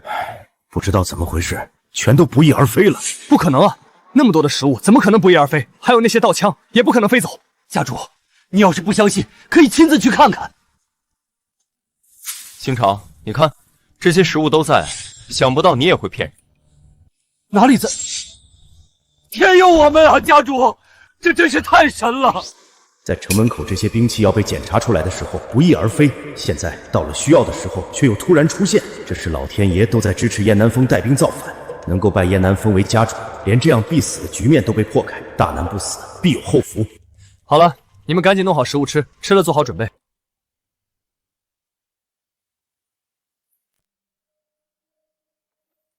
大人，请问还需要驿站准备晚饭吗？驿站的饭菜虽然贵一些，但也还可口。有什么好吃的都给弄来，流放的女眷也一并安排好吃好喝。好嘞，大人，您稍等，小的马上安排人造饭。真是太可惜了，4个如此绝色的美人，却被一道圣旨赐给了一个傻子。魏国公在南疆20多年，现在南疆乱作一团，都是当今皇上造成的。是啊，可惜了，刘冲不是带兵的料子，魏国公的5万兵马被他祸害成溃败之寇。现在皇上御驾亲征，带来了30万兵马，勉强与夏侯国战平，现在暂时稳定下来。屁的稳定！现在夏侯国只是在吸取力量罢了。魏公国公杨将军一代大将，有他在南疆，夏侯国就不敢动。现在杨将军死了，别乱说，隔墙有耳。娘，别哭了，咱们现在有王守义将军来帮我们，到时与程虎将军会合，咱们就有了力量，一定能杀了狗皇帝报仇。青婉说的对，咱们有南风保护，一定能够看到狗皇帝的凄惨下场。娘，今晚子时，周炳带人攻占县衙，傅家同时派人佯攻骑兵武器库。天一亮，傅家兵立即里应外合，攻打城墙。因此，今晚上咱们的动静一定不能让义义知道。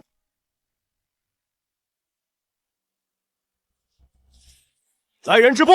周炳听旨，羽林卫护送有功，先将杨家犯人40名全数交付于本将军。你等即刻赶到南疆武陵县护卫陛下。听此。谢皇上，吾皇万岁。这到底怎么回事？皇帝的亲卫竟然到这里来了，不知道他们有多少人，在这里等了多久。如果人多，那今晚的行动就麻烦了。周大人，我乃皇上骑兵都尉许安，辛苦你们一路将杨家女眷送来，现在你们可以将他们移交给本都尉了。许大人，不是说好流放到南荒吗？怎么提前来谭县接收了？周大人，你有所不知，现在皇上30万兵马陈兵边塞，缺少粮草。赵玄业趁皇上南征，夺了西昌大权，朝廷的粮草便断绝了。因此，皇上便令我们等在这里，只要杨家女眷一过来，就立即接到南疆，皇上亲自审讯。皇上想要得到珍宝失踪的消息，但是珍宝是在皇城失踪的，就算在南疆得到失踪珍宝的消息，也带不到南疆啊！这就不是你我所能做到的事情。皇上自有方法将珍宝带到南疆，阻挡夏侯国，灭了赵玄业，全要靠这批珍宝。怪不得皇上会派出许大人前来。许大人，你带了多少人马过来？杨家女眷和仆人总共40名。你若是人少，得多带些人才能带得走。哈哈，周大人，你可小瞧我了，我乃皇上的独领亲卫骑兵，杨家女眷的武力能有多高？就我们这20人，就能安全将他们带走。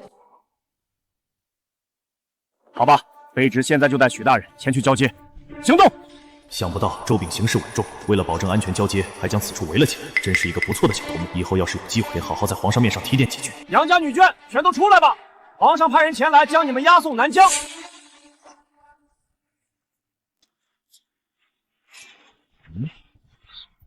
哈哈哈哈！好，都是1等1的美人配凑啊！来人，将他们全部捧起来，连成一串带走。想不到你是叛逆，你死定了！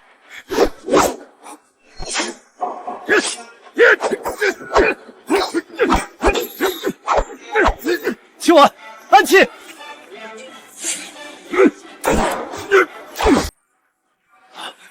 这是什么暗器？竟然如此厉害！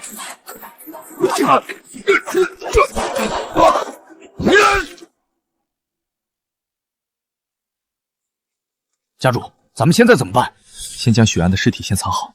现在咱们只能分一部分人守在驿站，不能让驿站的消息外泄。剩下的人趁着还有1个时辰，赶紧睡觉。时间一到，悄悄杀入县衙，将县衙占了。是。走。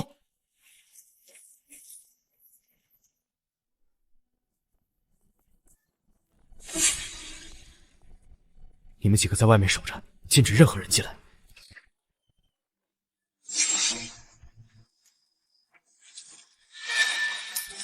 这足足有3000袋之多，另外还有成堆的白银，估计不下5000两。走，家主，库房里的银咱们怎么不拿？哪里还有银子？铜板都没几个，老鼠进去都得饿死。奇怪，汤文莲爱财如命，一定会有很多的银子，为何里面什么也没有？家主。咱们走错路了吧？这不是兵器库吗？没走错，咱们就到这里等。你们在这里等我。啊，家主的轻功怎么这么厉害？马战的武器长枪、长刀、大戟、狼牙棒，还有几百张异石弓、几十张20弓，数不清的箭羽，至少有10万支。赶紧将这些武器收入空间之中。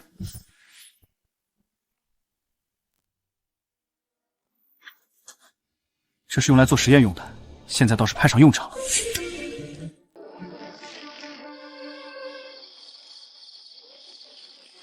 遭水了，快救火啊！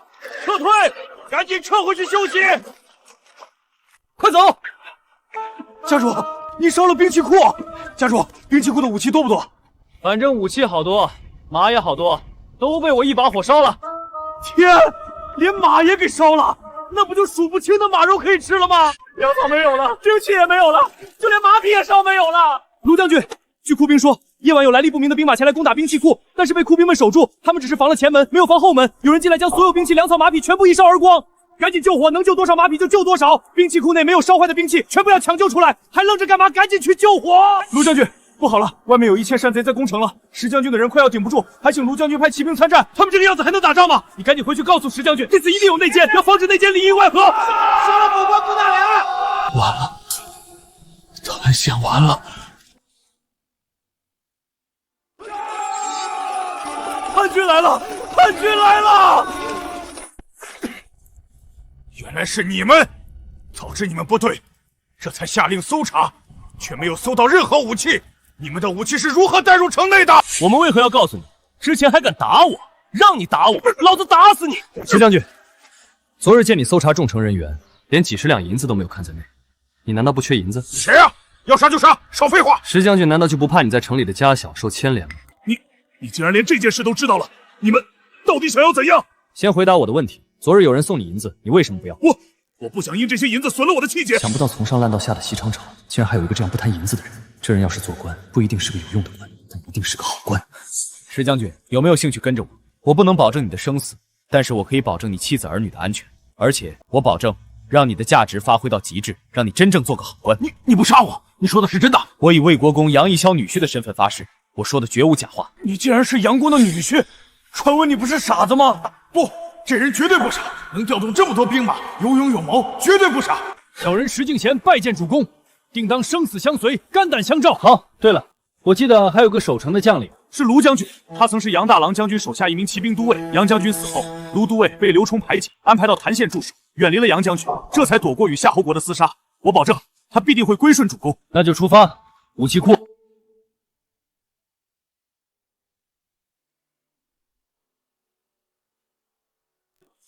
寨主，石将军，我完了呀！我所有的兵器都被烧光了，马匹烧的渣也找不到了，粮草也烧光了。难道这火是主公放的？这些武器大部分都是铁器制作而成，一把火就烧得精光，连铁渣子都没有看到，这火实在太大了。天杀的贼，害我的骑兵变成了步兵，狠，太狠了！你们要杀要剐随便，不对，杀了我吧！没了我的马，我的武器，我也不想活了。这位是燕南飞，是魏国公杨一枪的女婿。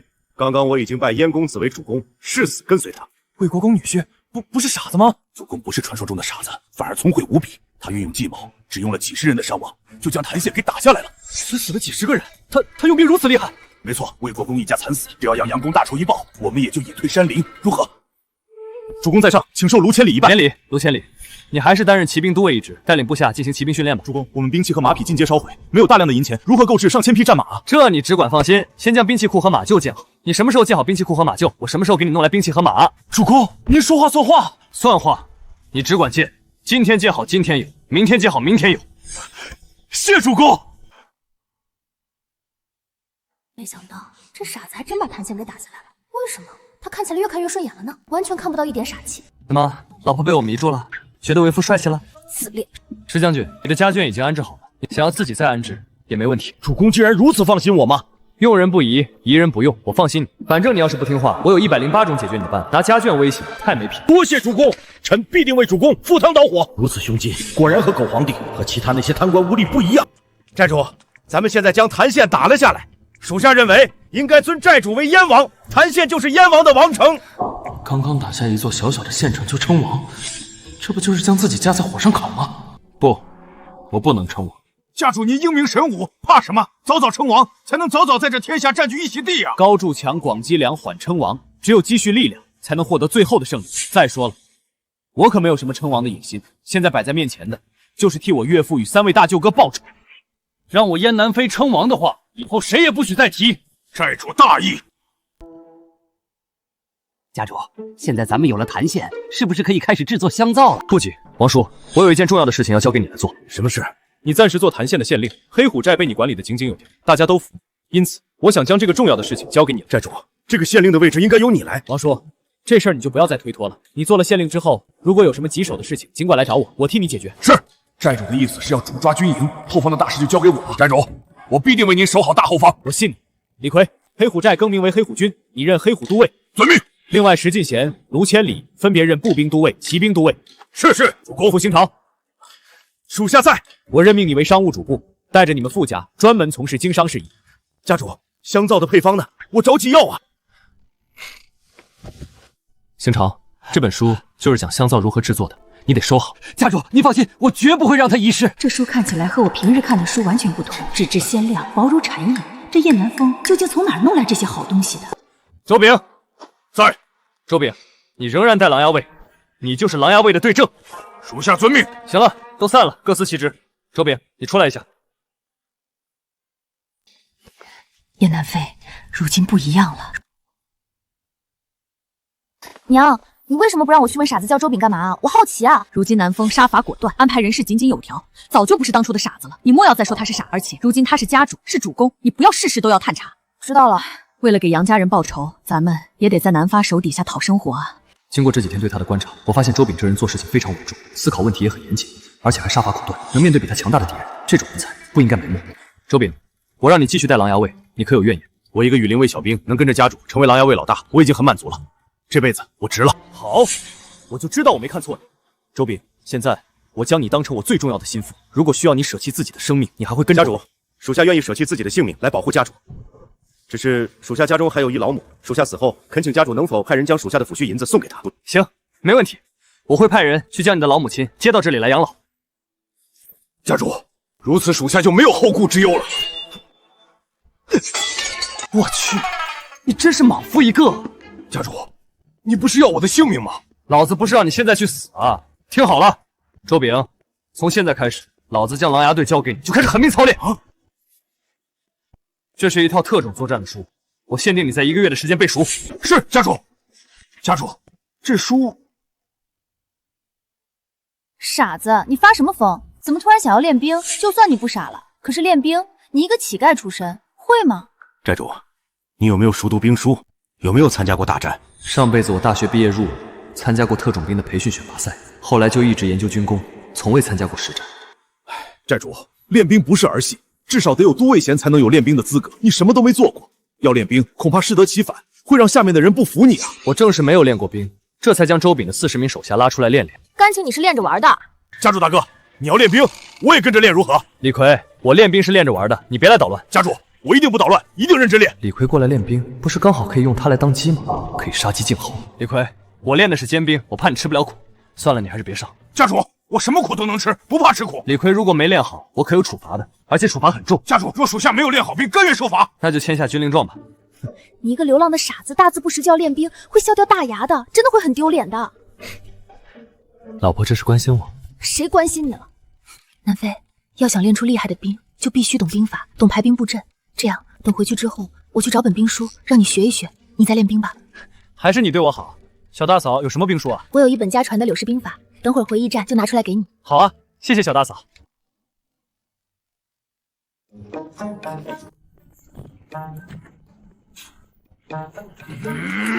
这李逵根本不反抗，我让他干什么就干什么，和上辈子那些兵油子不一样啊！这算什么鸡啊？算了算了，就这么训练。这样的动作，什么立正稍息、向右转、向左转之类的，这哪里叫练兵嘛？娘，傻子就是傻子，这练的是啥兵啊？这样转来转去的，实在太好笑了。前后左右动作越来越统一，平庸是平庸了点，但是却符合兵书中的令行不止。这样的练法，说不定会有它的道理呢。算了，且看结果吧。主公，主公，主公！不过短短1月，这些士兵竟然如此有心气。南风有经世之才啊！下一步，长线和程虎会合。是。陛下，出事了！韩县被燕南飞拿下，燕南飞已经和长县程虎会合，还接连拿下3城。燕南飞，谁呀？就是魏国公府那傻女婿。什么？傻子竟然能领兵？没想到我的好哥哥竟然给魏国公府找了好女婿啊！此人用兵神速，十分狡猾，且手底下的兵似乎能引天雷。百姓已经开始流传说燕南飞是天命所归。放肆！陛下，魏国公府本就颇有声望，不能让此人继续做大呀。可是如今咱们国库空虚，边境还有先皇赵玄龄虎视眈眈，现在燕南风异军突起，不得不防啊！杀魏国公的命令可不是朕发出的，燕南风要报复，也是对我的好哥哥。且先让他和赵玄龄对上，等到两败俱伤，我便可坐收渔翁之利。陛下圣明。什么叫用兵如神？什么叫天命所归？我才是皇帝，我才是皇帝！王位被赵玄龄那个没良心的窃取，现在一个傻子也敢说自己才是天子？陛下息怒，这燕南飞不足为惧。陛下，出事了，咱们被围攻了！什么？主公，主公，主公！没想到这傻子竟然能走到这一步。